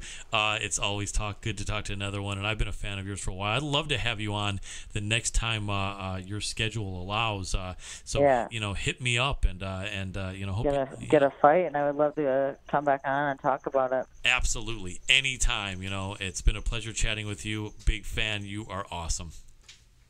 Thank you. I appreciate it. You're very welcome. We'll talk to you soon, and you have a great night. All right, you have a good night. Thanks. Take care. Bye-bye. So that was Amanda Bobby Cooper, and she is a really, really cool person. She will be fighting again as soon as they can put something together in UFC. I see a win no matter who she fights next. She's got a great attitude and just a really nice woman, and just a super cool person. Genuine Michigan girl, and they are the best, let me tell you. So we are looking at the next guest, and we want to make sure, because we're running a bit behind here, we want to see if we can get him right away. Can we do it without going to commercial? Because his time is very limited. I'm asking my producer here. Can we just try to pull him on right now and do the transition without a commercial? And so we're waiting for the response from my producer. Okay, we're going to do it. Okay. And the next guest, we have Ryan Stoddard. Amazing guy, 34 years old, and he is the owner of Victory Fighting Championships. Victory Fighting Championships is on Fight Pass. They believe it, and they are for real. And I know we don't have a ton of time with you, but I see you on the screen. Can you hear me, Ryan? Yeah. Welcome to the show. I know your time is super limited. I apologize. We'll have you on again to do a lot of shouting out of VFC, but I just did a good intro for you. You're an amazing guy. Fought MMA yourself. I think you won both fights you fought in MMA. 34 years old. The top guy owning Victory Fighting Championship on Fight Pass. You're doing something right. Super awesome to have you. Welcome to the MMA Power Hour. Well, thank you for all the kind words. I appreciate it. My pleasure. And so what we want to do is let you really, really be as economical as you can. I think we've got maybe 5 minutes with you. If we have longer, you can stay as long as you want, but we'll expect you'll have to run and let us know. But what I want you to do is tell us a little bit about Victory Fighting Championship and what's going on. And then also the next guest is going to be Dakota Cochran. So if you want to let people know what you know and like about him as well in the limited time you have, love to promote Victory. It's a great organization. Let's hear a little bit about it. I guess I don't know what to say I don't like about Dakota, man. He's the best. He's kind of one of those athletes that whenever I either need someone to main event a show step up and fight or take a fight, you know, when someone's falling off or anything else, he's always the guy to call. He's always in shape. You can say he's my own little Uriah Faber for the UFC. Awesome. So the guy that's reliable there, like Uriah or Cowboy Cerrone or something, right? Yeah, no, Dakota's awesome, man. I couldn't say enough good things about him, and people here in Omaha love him. You know, it's a good fit. Yeah, and that's where Victory Fighting Championship is based, in Omaha, correct? Yeah, I live here. Victory was started here back in 2002, and then I purchased it in 2010. And Omaha's a great city. It's a fight city. A lot of people don't realize that. You know, when the UFC really took off after the Ultimate Fighter, you know, 2006, 7, 8. Omaha was one of the few places it stopped back then when they didn't do very many shows. And you know, what I had heard from them was it was because they pulled such big numbers. Wow. On Spike TV, you know, way back in the day. Nice. And there's so many great athletes throughout the Midwest that are, you know, not only from Omaha but Kansas City, Des Moines, yep, and other places. And Omaha's always kind of been that convergence for them. You know, in the early 2000s, late 90s, you know, when it was still the Wild Wild West, essentially, yes, there was a lot of guys from Iowa that came to Omaha to fight, you know, for different shows, and then one of them being Victory back then, because there were so few places to fight. You know, anymore it seems like there's a regional show or a smaller show, you know, anywhere in the U.S. on any given Friday or Saturday night. So back then it was a little bit different, and Omaha was able to kind of stake its claim as one of the top places here in the Midwest. And, you know, even now with Terrence Crawford, who is the WBO, I can't ever get the weights right. I don't know boxing weights. There's 90 million. So many of them, yeah. But, you know, I think he holds titles in a couple weight classes. And, I believe, you know, he's fought at the CenturyLink Center here in town, which, you know, is a major arena, and sold it out multiple times, you know, 15,000 plus fans. So, you know, we love our fighting here in Nebraska. Absolutely. And speaking of that, I believe no, maybe I'm wrong. Tell us when this next event is. I think it's within a couple weeks where Dakota's fighting. Shout out where that's going to be and what event that is, and so that we can hear clearly and our listeners know and can get over there and or check it on UFC Fight Pass. Yeah, it's UFC 58. It's next Saturday, July 22nd, here in Omaha at the Baxter Arena. You know, it's our summer show. Our summer show always seems to be, you know, a really great night. You know, it's always frustrating for me because our attendance is usually down, you know, 20% from what we do in the spring or winter. Mm-hmm. And it seems like we almost always get the best fights on the July show. So I'm excited for it. It's a really great card. It doesn't necessarily have the, you know, quote unquote prospect star power that we normally do on some of our shows that we have on Fight Pass. But this one's really loaded up with a lot of Midwest talent, or guys from Omaha that have been fighting around here for a long time, fighting a couple young guys that are coming up. So it's gonna be a great show. I'm really excited for it. It's one of those events that just because you don't know the names on there, I promise you will enjoy the matchups. Right, I bet, and I've definitely heard great things, and even seen on a couple of occasions how that is the case indeed with Victory Fighting Championship. And Dakota is fighting at I believe at welterweight in that, or is it lightweight? No, he moved up to welterweight middle of last year permanently. It's where he wants to stay. He just feels a lot better at that weight. Yeah, his first our first Fight Pass show, he made his actual long-term, you know, change to welterweight. Right. So you know, so every one of his fights for us has since Fight Pass in January of 2016 have all been at welterweight, and he's fitting great at that weight. He still actually cuts quite a bit of weight, you know, 15 pounds or so to get down to welterweight. Right. He's such a freaky athletic guy. You know, it's hard not to enjoy watching him fight. And, you know, Maki Pitolo, you know, his opponent for that show kind of burst onto the scene last year for us, coming out of Hawaii. You know, I got hit up by his agent who, you know, said, hey, I got this Hawaiian kid. And, you know, I haven't been around the sport as long as most, but, you know, I've been watching for a while, and it's one of those situations in the back of my head. There's two people if I were to, you know, book a fight for myself that I would never want to fight, and that's Mexicans and Hawaiians. Yep, absolutely. Huge hearts. Absolutely huge hearts, both the Mexican and Hawaiian fighters. And in this case, talking about the Hawaiian fighters, they've got such a history in MMA, from BJ Penn, before BJ Penn, going way back with the Inoue brothers, Egan and Ensign. And, yep. And Maki actually trains. He's very close, and one of the main training partners of UFC Featherweight champ Max Holloway. I was just going to mention him. Yep. Yeah, you know, he comes from a great camp, and then, you know, I booked him for a fight not really knowing, and I threw him in there with another guy that actually had a very big striking background, and Andrews Nakahara. He was on the Ultimate Fighter a few years ago. I remember him. Yes, tough guy. Black Zillions. Super tough dude. His record doesn't really reflect his talent, but I knew who he was. I threw him in there with each other, and Maki came out, knocked him out in the second round, and just put on a performance. Nice. You know, he's fought for us 4 times since. You know, lost his bid for the title back in December, and you know, took some time off just to recoup after that, and here he's coming back, and you know, essentially we're hoping to find and crown a #1 contender for Yuri Villafort with this fight.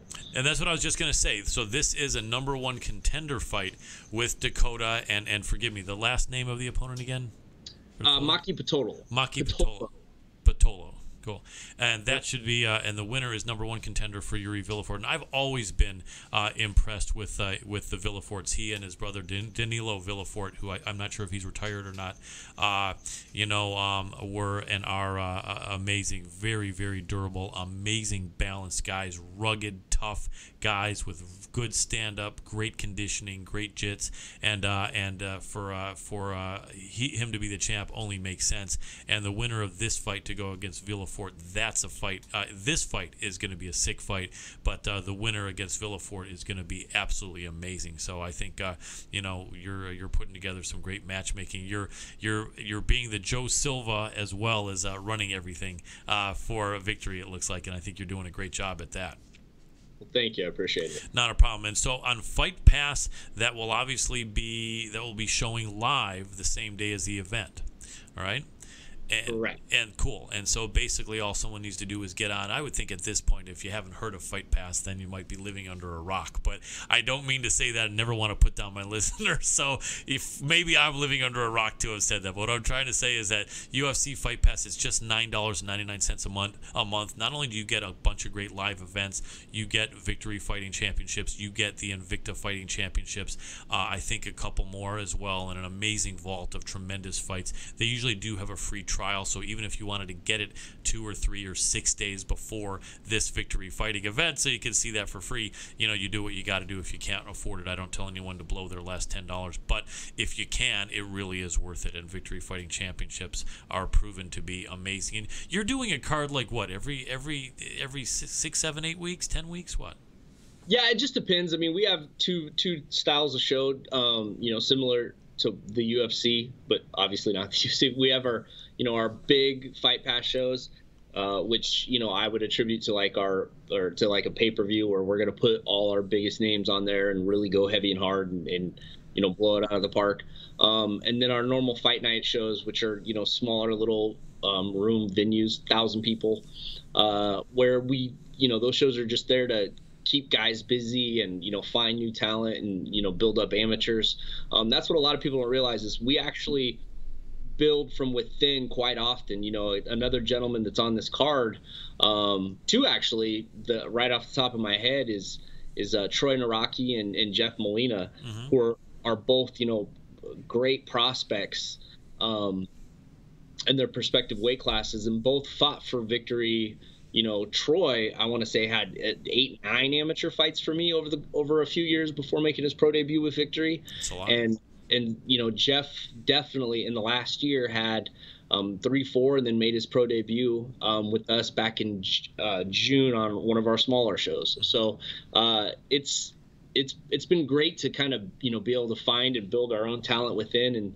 And you know, it's always nice when you have your own watering hole per se. Yeah, absolutely, and a good connection with UFC as well, and I think that probably makes it attractive for fighters. So you probably do have a fair amount of fighters coming at you. Speaking of which, though, is it ever enough? In other words, if someone listening is serious and at least has had a really good amateur career and or some pro fights, if they wanted to connect with you, would they find that at least they could get an email returned, or are things absolutely overstocked as far as fighters and you don't need any?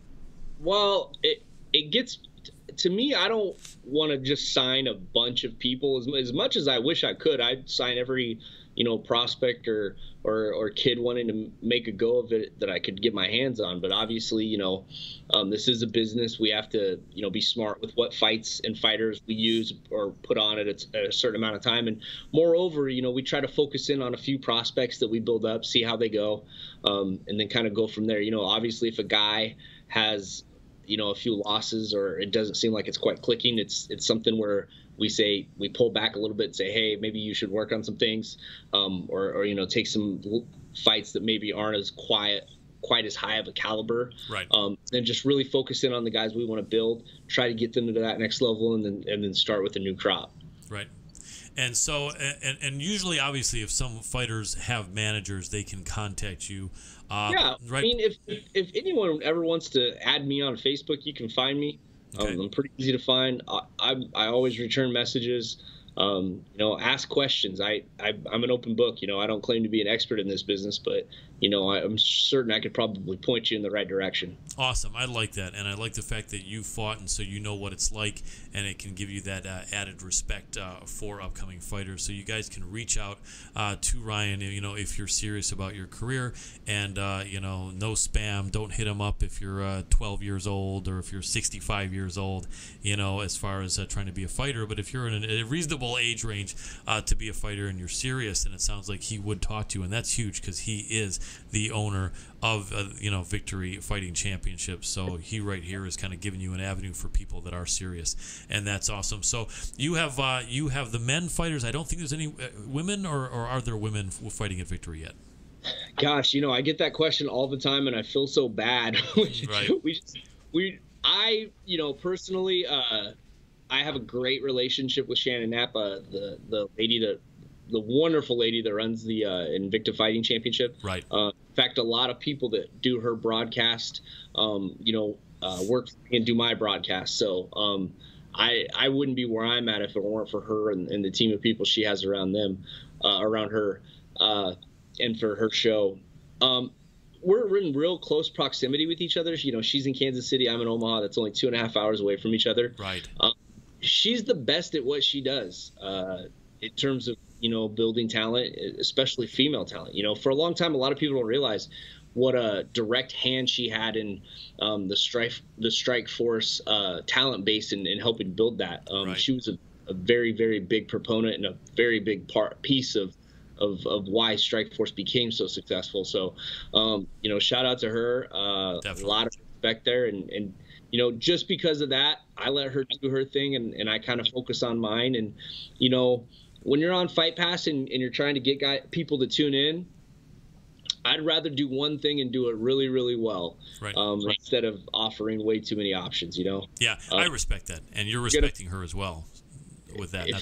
Go ahead. If you're going to make a flavor of ice cream, yeah, do that one flavor really, really well, and no one else will ever be able to compete with you. So exactly, I agree, and I think the women fighters can hear also that with the respect for Shannon, you know, Shannon's probably happy to have not too many people stepping on her toes as well. So it's nothing against the women, but I think you have that good rapport with Shannon, and Shannon's doing all the women, and you're doing the guys. When you know you can't compete with somebody, right. there's no stepping on any toes. You just tip your hat at them and quietly back away because I don't think anyone would ever really be able to make a run at competing for her and competing with her in terms of building a female MMA show or trying to have some sort of big female talent pool or a division. She's she's the best at what she does, and her show's amazing. I agree. I really agree 100%. Love Invicta. I haven't missed one of them.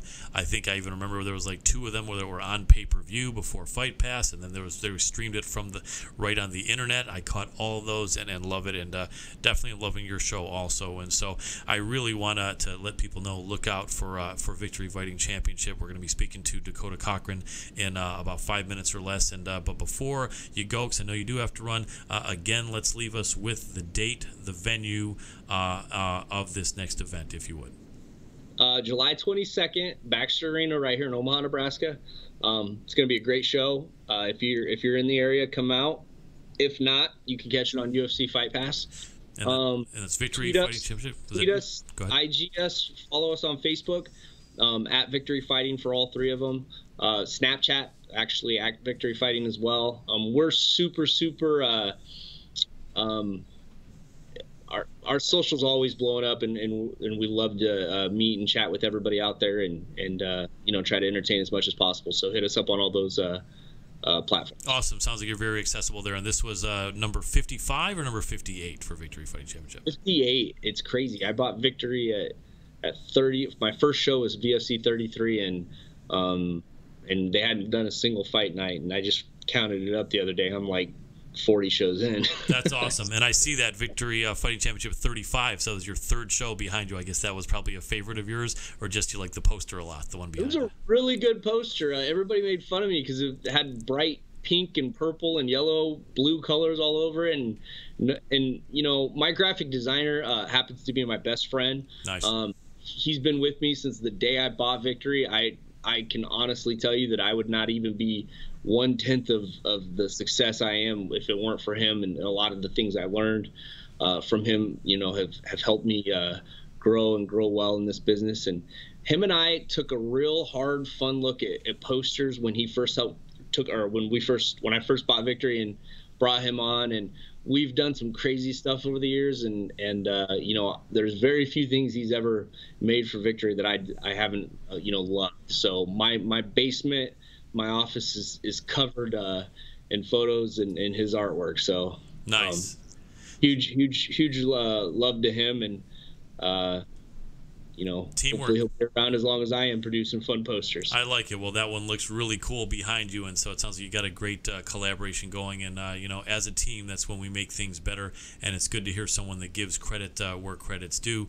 It seems like you're a good guy, and I like to see someone running things that does give credit to other people around him. So you made a great impression. I'm on a me. Great guy right up until fight week, if you ask my girlfriend. So. Shout out to her for putting up with me. Absolutely. I wouldn't blame you, man. Well, hey, let us know whenever you want to come on again. Any big event you want to talk about, let us know, man. But we're really happy to have had a chance to chat with you and to learn more about Victory Fighting Championship. And we're going to support it. I'm excited to check out that next event. And I'll make it in person when I can. But otherwise, you got a fan on Fight Pass for sure. Thanks, man. I appreciate it. Not a problem. You have a great one, Ryan. Thanks so much for being on the show. Thank you. Take care. Bye-bye. Bye. So that was Mr. Ryan Stoddard, the CEO, owner of Victory Fighting Championship, doing something right. 34 years old, young man, at least compared to me, and to be owning a fighting organization, young man, and he's really on top of it. Really cool guy, and really great. UFC is not going to just pick a company that's not good and put them on Fight Pass. So we have an entity there and an organization that you guys really do want to check out. Victory Fighting Championships on Fight Pass, or if you can get to the Midwest to Nebraska or are in that area, check it out. People are going to be throwing down. Some of those names are seriously badass. Our next guest coming in a few minutes, Dakota Cochran, is one of the great veterans in the sport, and their champion Yuri Villafort, and the man that Dakota's going to be fighting from Hawaii. It sounds like a guy who can really throw down as well. So don't miss that Victory Fighting Championship, either in person on Fight Pass. So I do think we're going to go to commercial now. Let me check my producer, and we're going to go to commercial, and we will be back in a couple of minutes. But before we go, Fuji Sports, great sponsor. Check us out. People are buying. They're letting us know. Thank you so much for sending people over, and it's great quality stuff. You do get that 15% discount if you put in Power Hour on their website. So much great gear. It doesn't fall apart 2 months later when you wash it.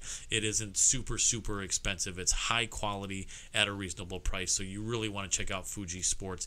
They are absolutely badass, top quality. They're all around gi, any other protective gear for any combat sport. They're the ones you want to check out. Cross Train MMA Fighter, big sales going on.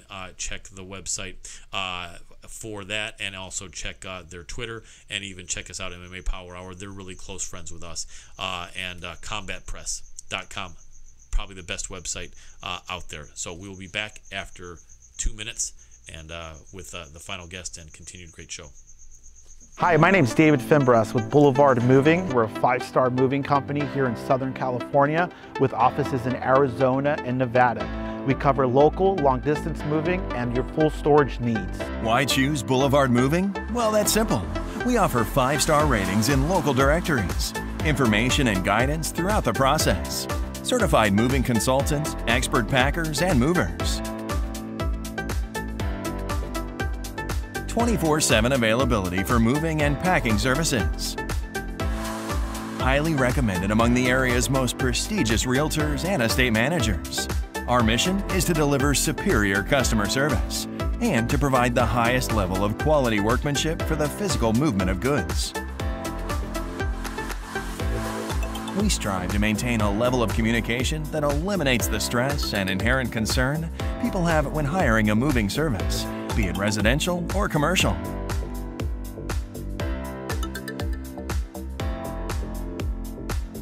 Call us today at 844-274-0500 or visit www.boulevardmoving.com.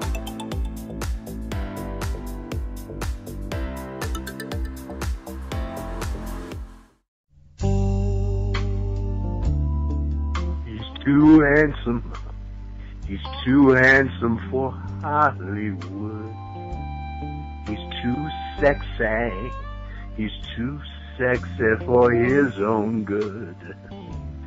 This is the King of Connecticut, Matt Granahan, host of The King's Court, telling you to go to the Amazon Kindle store and pick up a copy of my new book, Too Handsome for Hollywood.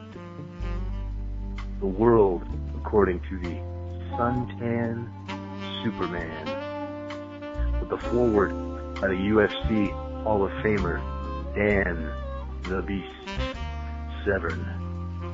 He's too handsome. He's too handsome for Hollywood. He's too sexy. He's too sexy for his own good. Yeah. $9.99. Pick it up today. Too Handsome for Hollywood. The Amazon Kindle store. You'll be glad you did.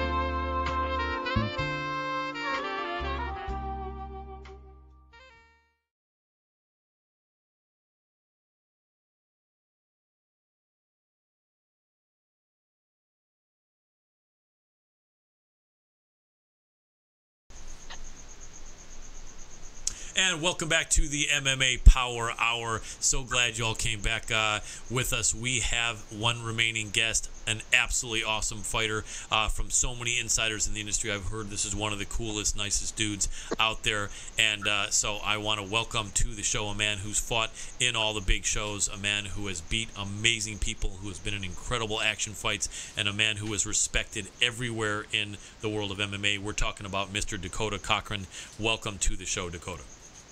Thanks, guys. I appreciate the time. My pleasure. My pleasure. We heard a bunch of good things about you from Ryan Stoddard, and what we heard is a really cool thing, because we know good things and all the great fights that you've been in and the fact that you show up all the time. But Ryan said you'll actually be there in a pinch. You're one of the guys like Cowboy Cerrone or Uriah Faber, who if he needs to call you and say, man, I'm in a bad situation, no one wants to fight and no one's ready to fight, can you jump in? Ryan said, in other words, he said, Dakota's a guy that will come up and say, yeah, man, put me down.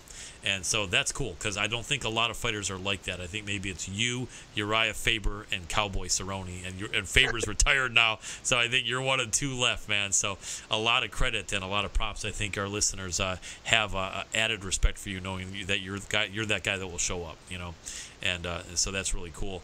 And so let me ask you your thoughts about fighting, because you're a veteran now here. Not that you're not old, but you've been in the MMA for what, 8 years, 9 years? What's the total amount of time since your first fight pro and now?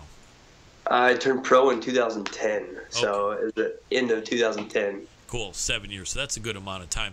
Do you have any observation, and this is something a lot of people don't ask you guys, do you have any thoughts about the changes from 2010 to 2017 and what your thoughts about the changes in the world of MMA are as far as lots of aspects, as far as the audience, what's going on, the fights, the rule changes?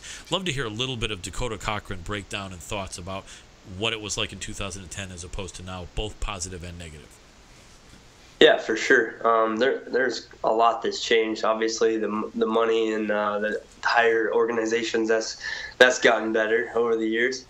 And then I would say the local promotions have stayed about the same. But as far as the crowd and the audience, everything, it seems like everybody's getting a lot more knowledgeable. Mm-hmm. And so that's fun. Everybody, clapping when they should, and cheering and all that stuff when they need to. So it's not just a lot of people booing, if there's a wrestling match going on. So that's pretty cool. Definitely. And as far as competition, man, I would say that was the biggest change. A lot of people were just kind of trying it out back in 2010 or just getting started. A lot of the athletes were just starting to start MMA, and I feel like every good athlete that needs to compete is doing MMA, so it's made the competitive field a lot better. Yeah, the bar has been raised substantially since 2010. Yeah, I completely agree. Absolutely. And you started, and your wrestling is really good, but I think you were training in striking before wrestling, or did you start everything at the same time many years ago? I was a high school wrestler, but I was actually a collegiate track athlete. I was an All-American pole vaulter. Cool. And so the wrestling of the combat sports, though, the wrestling was indeed first. Yeah, okay, correct. I had that feeling. But then I think shortly after that you started training in striking, or were there several years from your high school wrestling to training in any striking arts? Yeah, there was. I was I think a sophomore in college before I started any striking. Makes sense. And a question that I asked to a guest a while back is an interesting one that I'd like to ask you.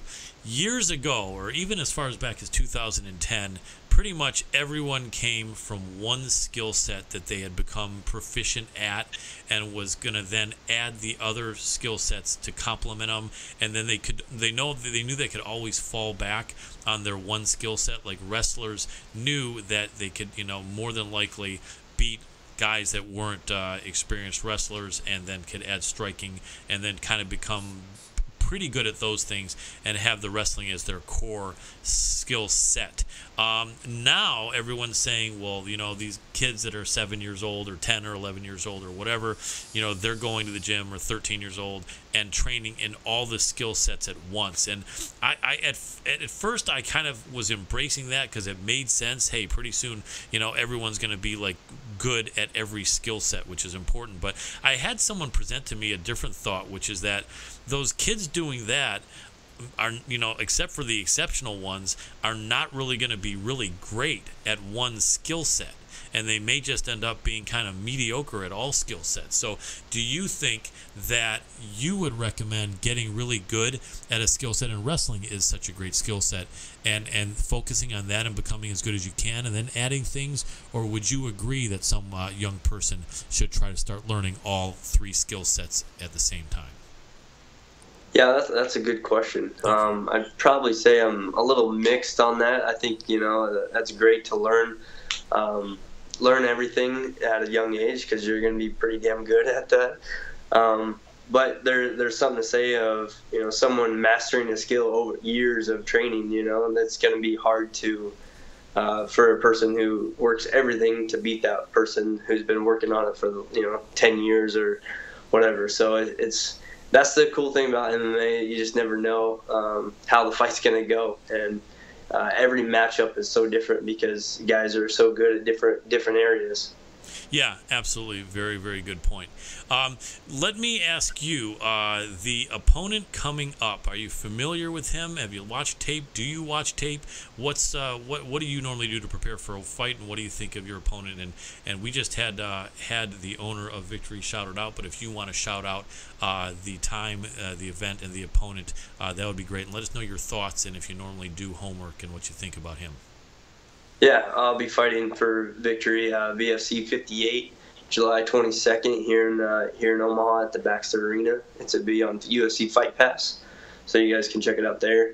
As far as homework for the fight, I'm not really good at that. I've never been a guy to study my opponent. I just kind of go in there and try to enforce my game plan, and, you know, see how the fight goes, and then try to make adjustments during the fight.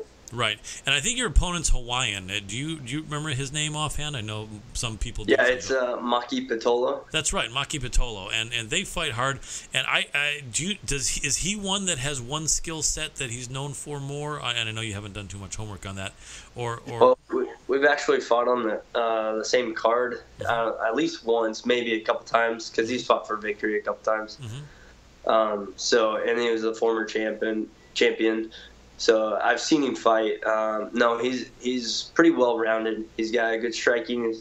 I've seen he's got pretty good wrestling. So I think it's going to be a well matched opponent for myself. Yeah, and it should be a great fight. It's a number one competitor fight, and for people that don't know what that means the winner of this fight will then be the mandatory challenger for the champion Yuri Villafort, who is an amazingly great fighter as well, and that's awesome.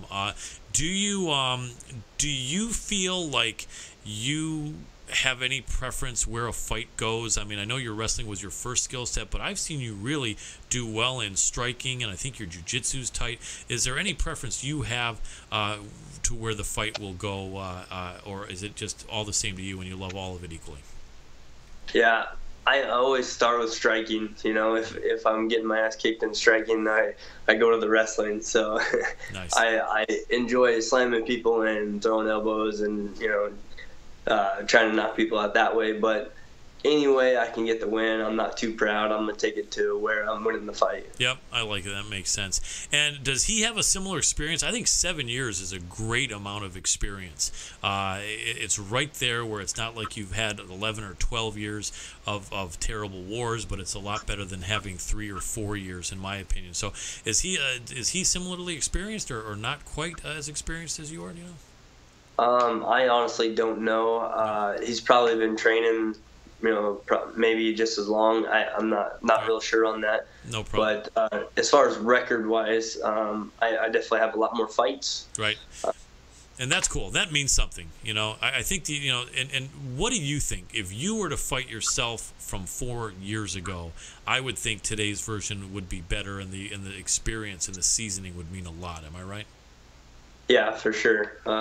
You know, I'm always trying to get better, so I definitely feel like I'm a better fighter than I was 4 years ago, for sure. And I think welterweight is good for you. One thing Ryan mentioned was that you had gone lightweight, and everyone's cutting a lot of weight and everything. But it seems to me like welterweight is just the place for you, and I think you'd agree. Yeah, I got super sick. You know, the last couple of years of me fighting lightweight, I got super sick and couldn't hold anything down. So I finally just stopped fighting it and jumped up a weight class and just kind of accepted I was going to be maybe a smaller guy, but, you know, just deal with it. Yeah, it makes sense. You look really good. How's your weight coming up for the fight, which is, 10 days from now? Yeah. Yeah, no, it's always good. 170 is really easy for me to make, so good. I could make weight tomorrow if I wanted to, but usually I stay around I walk around about 185, so it's, yeah, it's not too bad of a cut. I like that, and that's important because I think what we saw again with the Amanda Nunes situation is people are cutting a lot of weight, and not to rip on Amanda Nunes at all, but everyone knows she cuts a lot of weight, and the fact that she ended up with a really bad sinus infection, did that have something to do with the weight cut? Maybe not, but it probably did. As you're cutting, your immune system gets weaker, and you're cutting so drastically. A friend of mine who was a really good high school wrestler said everything is going to go wrong if something comes on you, worse than if your immunity was stronger. And it's really unfortunate. And that was a main event, and then the promoter, Dana, saying she'll never be a main event again. That's kind of hardcore, because of that. But it's just, I don't know. The thing that I was surprised about, Dakota, you probably know, is that when we all heard about the IV ban, I thought it was an IV ban by state or everywhere, and I think it was either Frank Trigg or Pat Miletich that told me that no, it's just UFC is the only one that banned the IV, and that's insane. Why? I don't see any benefit in having done. I don't really think that's the greatest effort. I mean, if you seriously wanted to get people to not cut weight, then you just have day of weigh-ins or day of fight weigh-ins. Right, because it's just made it more dangerous, hasn't it? Yeah, it's some people absolutely need that. Like at 155, I would not be able to move whatsoever, even the next day, without an IV. Yeah, and that's something that's really serious, and it really also shows the focus and the dedication, and cutting a ton of weight, not healthy for you, and you've decided that just was too unhealthy, and that is the truth. But the sacrifices you guys make, and even for cutting the bit of the weight, if you don't cut a lot, is still a huge sacrifice. So I wish my listeners would know that don't know that there's a lot more to it, a lot more discipline and focus and hardship that these athletes put themselves through to go out and fight for you. And so you really got to have a lot of respect, for people like Dakota and our MMA fighters. They really deserve it, and really great people. And I think I forget who it was also, because I've talked to some really fantastic people like yourself, Dakota. But someone said in every pair of MMA gloves, there's a person with a lot of character who has sacrificed, who has integrity, and who really, is someone that really is someone to be admired in many ways. And I believe that a lot myself, man. So a lot of respect for you as a professional MMA fighter, man. Well, I appreciate it. I definitely think there are people who, shouldn't be putting on the gloves, but I've always respected people who work hard and train day after day. No matter win or lose, if you put in that hard work, then you definitely deserve to be in that cage. Yep, absolutely. And as far as other things, how about the rules? In 2010, I think there may have been a couple rule changes. What do you think about that most recent rule change, where it used to be that if you had even one hand on the ground, you couldn't be kneed to the head? Now, if you have one hand on the ground, you can be kneed to the head. So if you don't want to be kneed to the head, you have to have two hands on the ground. What do you think of that rule change? Yeah. It kind of actually affected one of my fights. Mm-hmm. I got disqualified for an illegal knee to call, but on the replays they showed it went to his chest and all that stuff. But it's hard to tell in that moment. Like when you're out there trying to punch him and kick him, and you're defending, it's super hard to tell. Like, okay, does he got one hand or two hands? Right. It's very, very, it's a fast decision that you got to make in the moment. Yeah. And, and then I hear a lot of criticism for people that end up being on the wrong side of being kneed in the head. Everyone's saying, well, he's playing the game. Do you think that part of any MMA strategy is honestly to play that game where they're going to try to put hands down there and not try to get out of the position? I mean, I guess there's got to be some, but I wouldn't think too many MMA fighters would implement that as a regular strategy, playing the game, where they're going to just try to keep hands on the ground, or am I wrong? No, I definitely think most fighters wouldn't do that and don't do that. There's probably just a select few that have, or maybe will continue to do that. But it's one thing, word of mouth. If you got one person, it kind of shines a light on the whole area. But if you have one bad apple, this doesn't mean the whole tree is bad. Right, very true. And most people, if they're doing it, they just end up in that situation where they actually are losing their balance or are trying to maneuver to a better position and then do that. What do you think also about the eye poke situation where they're now saying the fingers have to be up? That probably is a good change, don't you think? Yeah, I think it is. I have never had that issue, I guess. So if it eliminates some eye pokes, yeah, then I'm all for it. Absolutely, because that's possibly even worse than a bad groin shot if you really get a bad eye poke, and really unfortunate. And you haven't been either the culprit or the victim of any eye poking at all in your career, or did you? No, thankfully. I'm glad, and we don't want to see that happen because that's really, really bad. I remember one thing going way back old school. If you remember that first UFC, remember Gerard Gordeau kicking the Hawaiian sumo Telu Tuli, and Kathy Long, the former kickboxing champ, sitting ringside, says someone's missing some teeth.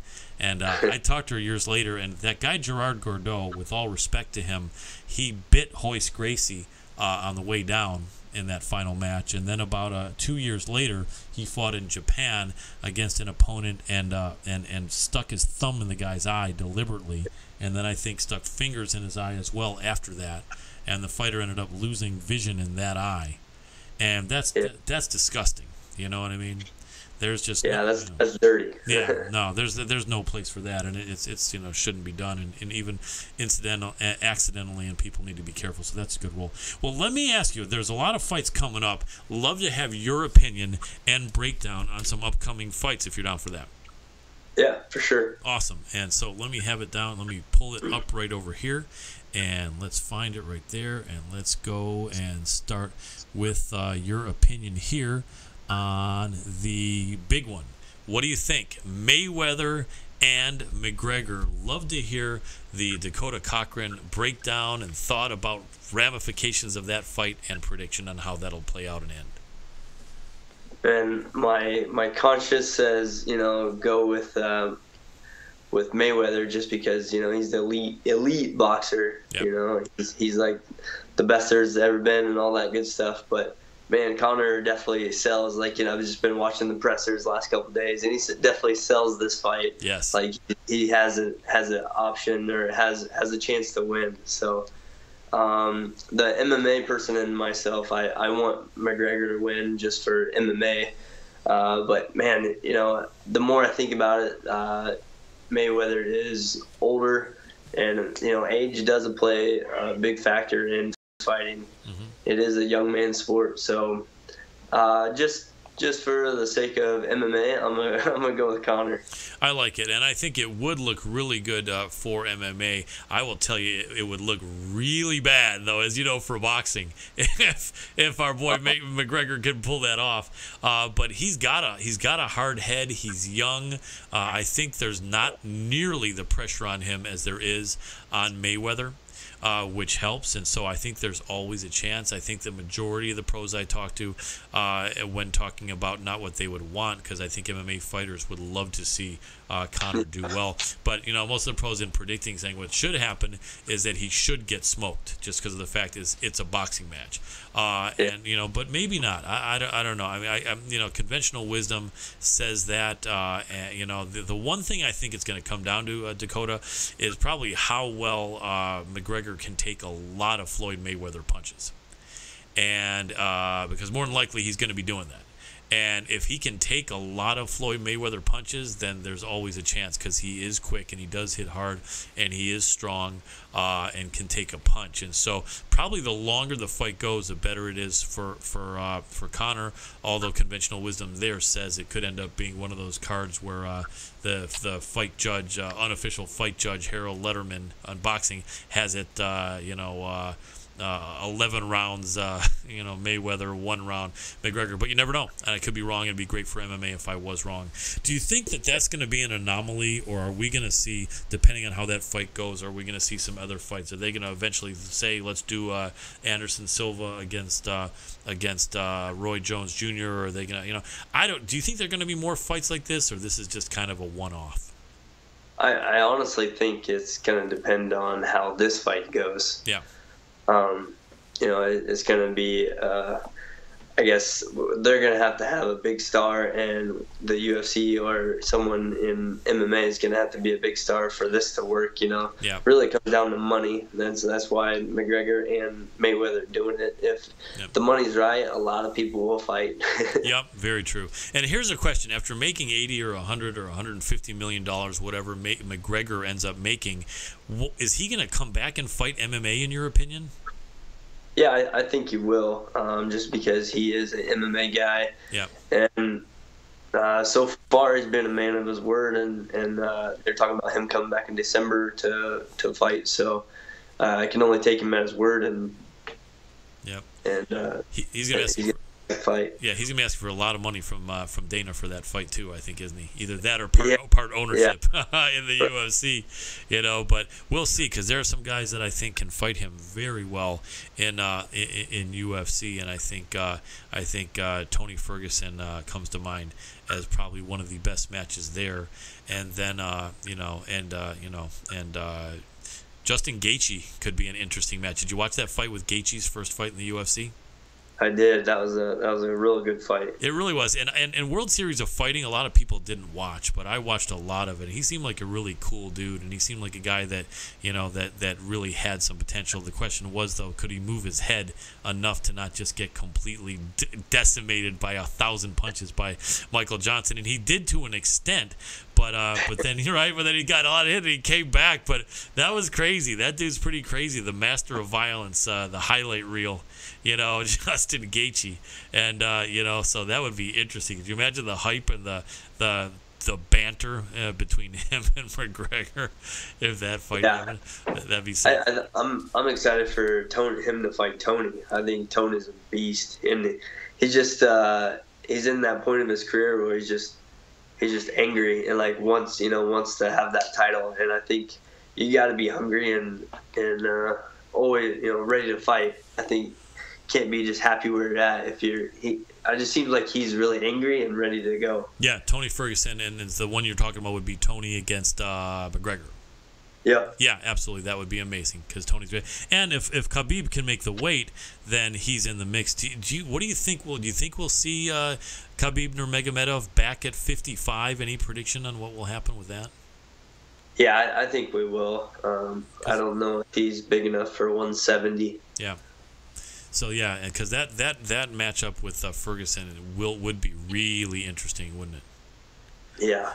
That would be for sure. Yeah. So let me go on to a couple other fights to predict. Love to hear the Dakota Cochran breakdown for the fight between Chris Weidman and Kelvin Gastelum. That's an interesting one. What do you think on that fight?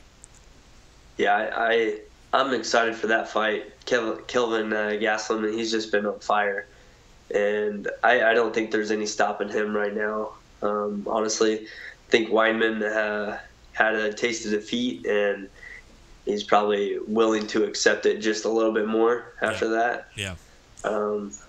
But yeah, I think Kelvin is going to be the winner in that one. Yeah, and it's an interesting matchup because Kelvin is the better striker by far, but is way shorter, giving away a lot of reach. For you with a wrestling background, is there wrestling equal, or is one of them a much better wrestler in your opinion?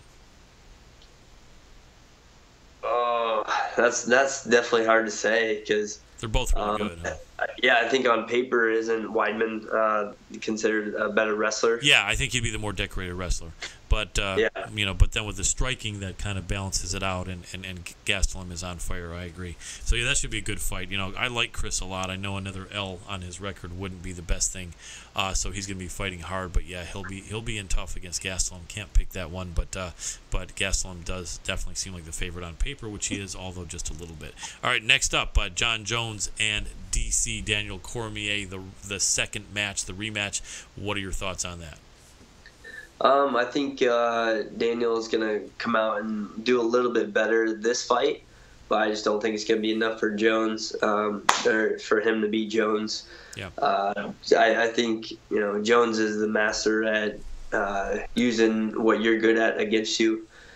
He's very detailed as far as he'll watch fights of that person, so he knows exactly what that person's going to do, and he he studies a lot of his opponents, so I think that is kind of why he's so good in defeating people in their own game. Yeah, I agree, and I think he should take that. The interesting thing is that DC is more aware and won't be nearly as overconfident as he was in that first Jones fight, but he's also like 2.5 or 3 years older, which isn't a plus. He's going to fight like hell, though. I don't think DC is going to gas, and I think one of the things DC said that a lot of people overlooked in that last fight was Jones did a lot of stuff that really took a lot out of DC with a lot of strikes. Jones is, one of the controversial things is Jones really hurts people a lot in their fights.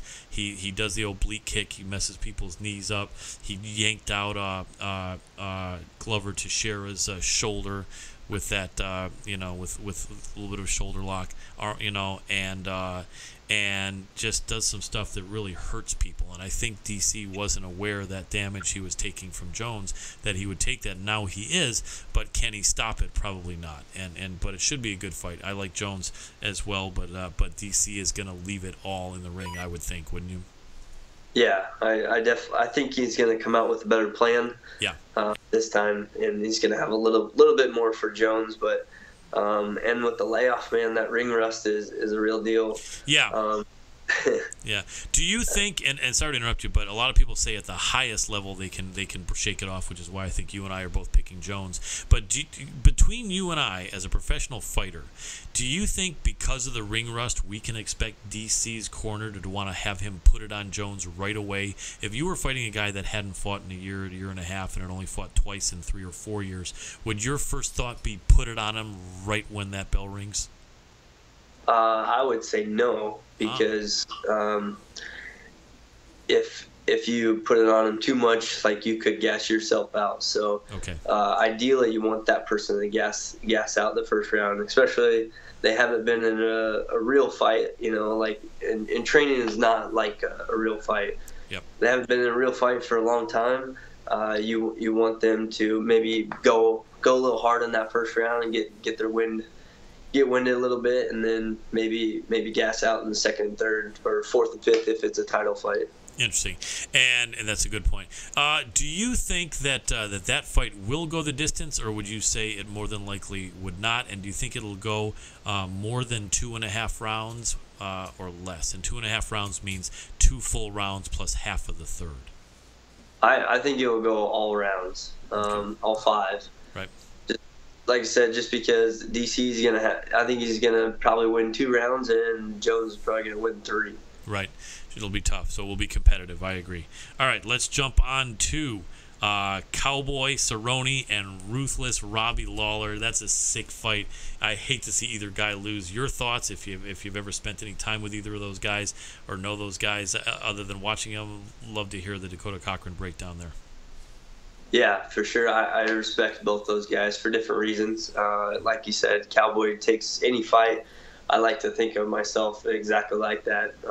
Not really scared of anybody. Yep. Just down to fight any time, and you go out there and you're always competitive.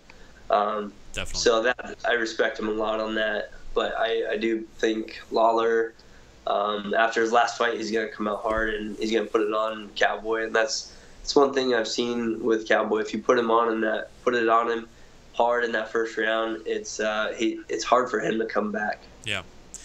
It seems like, and I really like Cowboy because I like our friends at Jackson Wink. We've had a lot of people on the show, and they're just all super awesome, every single guest. And I think Cowboy could win that fight, but the tough thing is that it does seem like he's taken a lot of damage at this point, doesn't it? Yeah, especially those body shots. They really seem to hurt him. Yeah. And you know what I remember? Like Matt Brown also seemed like he took a lot of body shots, and they started to get to him as well. And it doesn't mean these guys are weak at all, but you almost wonder if they have almost like a chronic hip injury or back injury. And I've dealt with back injuries, and people don't think about it, but if you have a back injury and someone hits you or kicks you to the body, that's all bad. Yeah. It does, right? Jake Ellenberger took Matt Brown out with a the body kick. So yeah, I was happy for that one. Yeah. I like Matt Brown, but I like Jake Ellenberg a lot better. Yeah, Jake's super cool guy. I've definitely heard that. Him and his brother, inspirational. I think his brother had to be in remission from cancer or something and came back and fought Joe Ellenberger. So that's an inspirational dude for sure. But yeah, Joe's my training partner actually. Oh, you're kidding? That's right. They are from Nebraska, aren't they? Yep. It was a blood disease actually. Right. And has he beat that, or is that a chronic thing he'll always have? Yeah, that's something he's got to continually beat. That's amazing. But he's doing great. That's cool. I'm really glad, man. And if you talk to him, be happy to have Joe Ellenberger on the show. And of course Jake. So let's go down to what I think is the final fight. I'd like your opinion on. And actually, no, two more. Maia versus Woodley. That's an interesting one. Love to hear your feelings, especially with all the experience you've had and your wrestling background. How does that one play out? That is, I think, the classic case of one guy has trained everything for a long time. A lot of wrestling, obviously, too, for Tyrone. Yeah. But then you got one guy who's mastered one side of the fighting. Yes. And he's just a beast when it goes to the ground. All world jits, yeah. Yeah, it's crazy. I think Tyron is gonna be able to stay away from the ground game. He's gonna be pretty smart. He's a smart fighter. But shit, if it goes to the ground, it's all Maia's world. Yeah, and it's interesting because Maia shouldn't be able to take down Tyron. Would you agree? Yeah, he shouldn't. But you never know if it would happen. But Tyron probably will not be looking to take down Maia as well. And so it's almost going to be probably a little bit of a striking match with maybe some clinches. And, you know what, the one thing I think is they want to make it exciting, but these guys are both so high level. And to have the UFC title on the line, I think, they can't just be idiots. I think a lot of the guys sitting out in the audience with a ton of nachos who are, 100 pounds overweight, and God bless anyone of any weight and size, and I respect all of you, but a lot of guys that don't train are yelling, boo, boo, oh, these guys suck. And the guy yelling that has never had any sort of a combat sports matchup in his life, so it's just a bunch of BS because it's not sucking. You can't run out there like a berserker, especially a high-level fight like that. Wouldn't you agree? Yeah, I completely agree. I think Tyron would be the one that's more likely to put on a show. Maia, I think he's just go out there and get the job done type of guy. Yeah, absolutely. And so, should be a really interesting matchup. Stays on the feet. Tyron could do it. Tyron, I think, is, getting a lot of pressure to be more exciting. So I'm not putting it on him, but I'm thinking, he's reading that, and maybe he may be trying to knock out Maia. And a lot of us guys training in jits would hate to see that.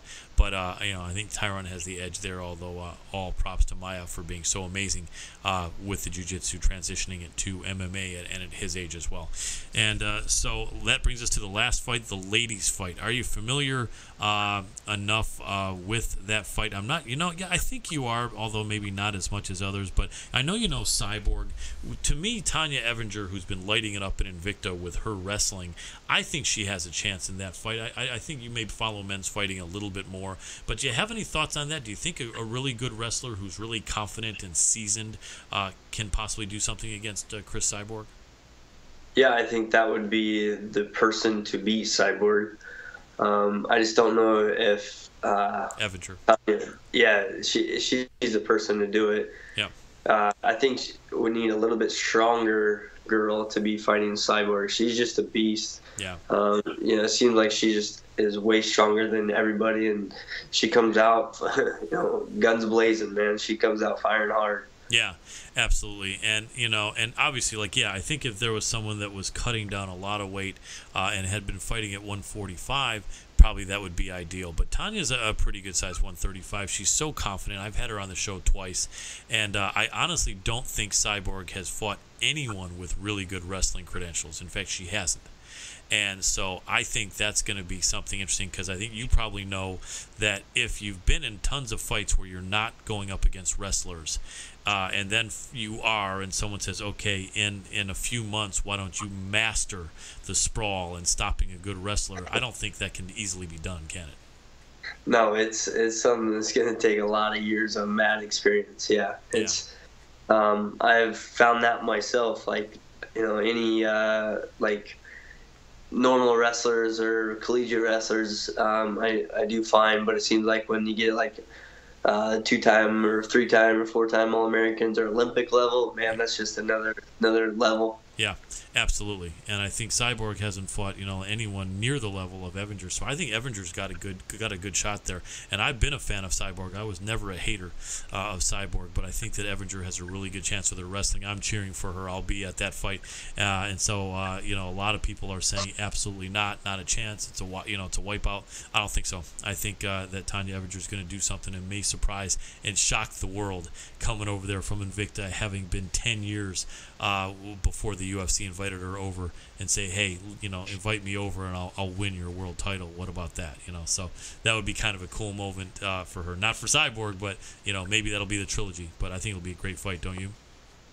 Yeah, that. Like I said, I think that's the style that's going to beat her. So if she's got really good wrestling to nullify Cyborg, then maybe she got a good chance. Yep, absolutely. Well, a lot of great fights coming up. I appreciate the breakdown of all of them. Shout out your fight once more so that people who may have missed it know the date and the name of the event and where it's going to be and where it can be seen.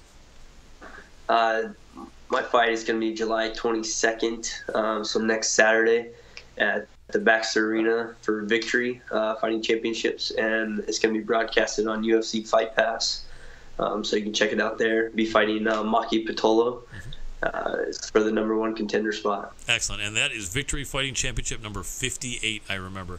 So if you guys want to check that out, if you have the money to get wherever you are in the country or the world, highly recommend going there. Ryan Stoddard puts on some great fights here. Dakota Cochran always engages in great fights. And if you're in the area, certainly go. I think there are tickets available, right, Dakota? Yeah, for sure. You can go on Ticketmaster, cage6.com. Awesome. So you guys check it out. It's going to be awesome. I'm going to check it out on Fight Pass Dakota. Really appreciate you coming on the show, my friend. It's been a pleasure chatting with you. I appreciate your time. Thank you very much. You're very welcome. Keep doing what you do, and anytime you want to come on, hit me on. We'll be happy to have you again. Appreciate it. Will do. You're very welcome. Take care, man. Bye. Good night. So that was Dakota Cochran. Really, really cool guy. A lot of good insight. You can see he's in amazing shape and just a veteran who's fought in all the big shows and deserves our support. And so love to see him beat Maki Pitolo. I'm sure Pitolo's a great guy. Love to see him go up against Yuri Villafort, who's a really good fighter. That's going to be an exciting, high-level fight. And possibly in the next year, see Dakota Cochran have that VFC Victory Fighting Championship title around his belt. Really cool dude from everyone I've heard. And seems like a really, just genuine Midwestern guy, and I can recognize that because I am that myself.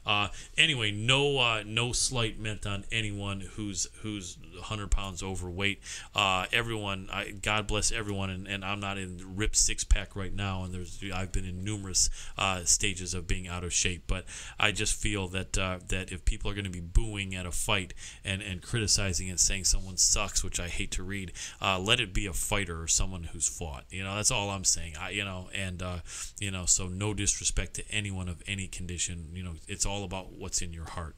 Whether you're 500 pounds or 1,000 pounds or 4'10" or 7 feet tall, we're all 100% equal. Just for me, all respect to martial artists. Would not want to see anyone booing in a live event. Period. That's just what I'm about. So anyway, that is about it. Amazing, amazing stuff. Don't miss all the great action coming up.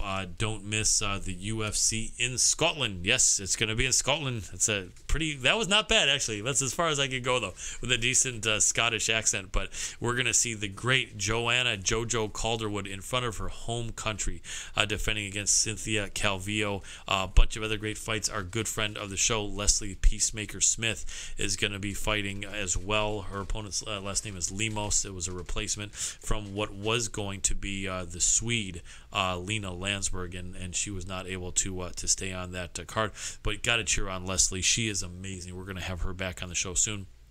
And So, basically great events. Hope you guys really enjoy our show. Any suggestions, we're down for it.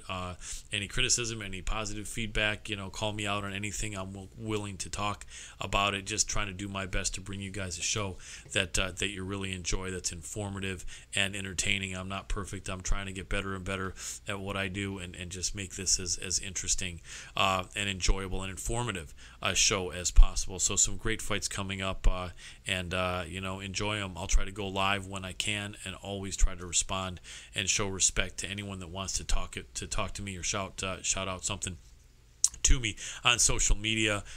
So I want to thank everyone again that's produced the show. We're going to keep on doing what we do. Great shows in store for you. I want to thank iFluxy Studios, absolutely awesome. CombatPress.com, cross-trained MMA fighter, absolutely amazing sources. Fuji Sports.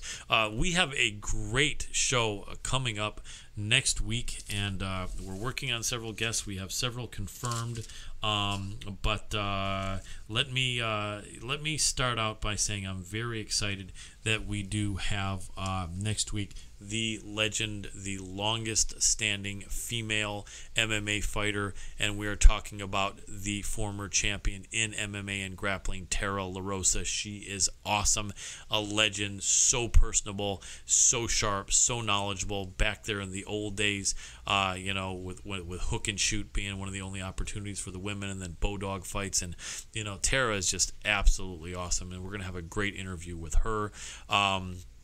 And we are also going to have the former WEC World Cage Fighting Champion, the man who beat Uriah Faber 2 times out of 2, and we're talking about Mike Thomas Brown. He was legend as far as a great wrestler and just an absolutely durable, tough, gritty champion and top contender in the UFC, now one of the most respected coaches at ATT. So we're going to have Mike Thomas Brown in, one of the people training at ATT, really good up-and-comer on a win streak in Bellator. Jordan Young is going to be with us. And we have a final big guest. I want to check with my producer because we're looking at him being on that show. You know who I mean, but we're not sure. Do I want to announce him as being on that show? Yes. Okay. So we are going to finish super strong next week with the legend himself, Judo Gene LaBelle.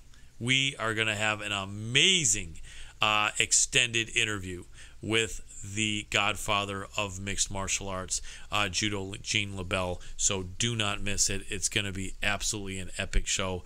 We may add even one more guest in there possibly, but those 4 are amazing. So Tara LaRosa, Mike Thomas Brown, Jordan Young, Judo Gene LaBelle. Absolutely great show in store for you. I'm so excited for that. I almost wish it was next week already now that we're done. Anyway, wanted to wrap it up by saying thank you guys so much for your support. All shares, likes, anything you can do to show the love. It really helps. I've been saying it for a few weeks, but we genuinely are working on some deals where we can be shown on network television or national cable, in studio, have a great look, people in here with me, a whole lot of fun and even better and better shows. And you guys are coming through with the support and the love, and I really appreciate it. If you could keep doing that, I think just a matter of a few weeks more, then I think we're going to have something super big, fingers crossed about that. So thanks for the support. Make sure to try to stay cool in the summer. You can get really sick fast if you're dehydrated. Look out for your parents and your grandparents as well. Older people don't know when they're getting dehydrated as much as they did when they were younger. It's a proven fact. My dad was a doctor. My grandfather, part of the reason he passed away years ago was dehydration. Don't let your older relatives get dehydrated. Don't get dehydrated yourself. It's really serious. Look out for yourself. And take care. It's scary and dangerous out there, so be good to yourself. Love yourself the way that you love your friends, because that's what your friends would want you to do. If you're down, hang in there. You'll get back up. Don't give up. Things will be better, and good times are coming for good people, I think, here in this summer of 2017. All right, so spread the love in a positive way. Be that guy and be that girl. Look out for your friends, your neighbors, your coworkers, and your relatives. Want to say thanks so much. This has been Colin Crandall, MMA Power Hour, and I'm tapping out.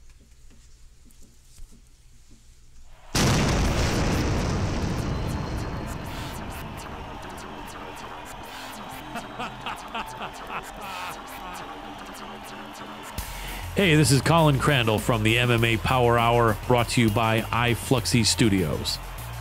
The MMA Power Hour is a show produced by fighters, coaches, and fans of our sport of mixed martial arts, so it is dedicated to anyone out there involved. We have top contenders as well as world champions. We have legends and Hall of Famers in our sport. They're talking about themselves, how they got to where they are, who they are, what they're about, what projects they're involved in, as well as predicting huge upcoming MMA fights and a lot more. Let's get ready to feel the power. MMA Power Hour brought to you by iFluxy Studios.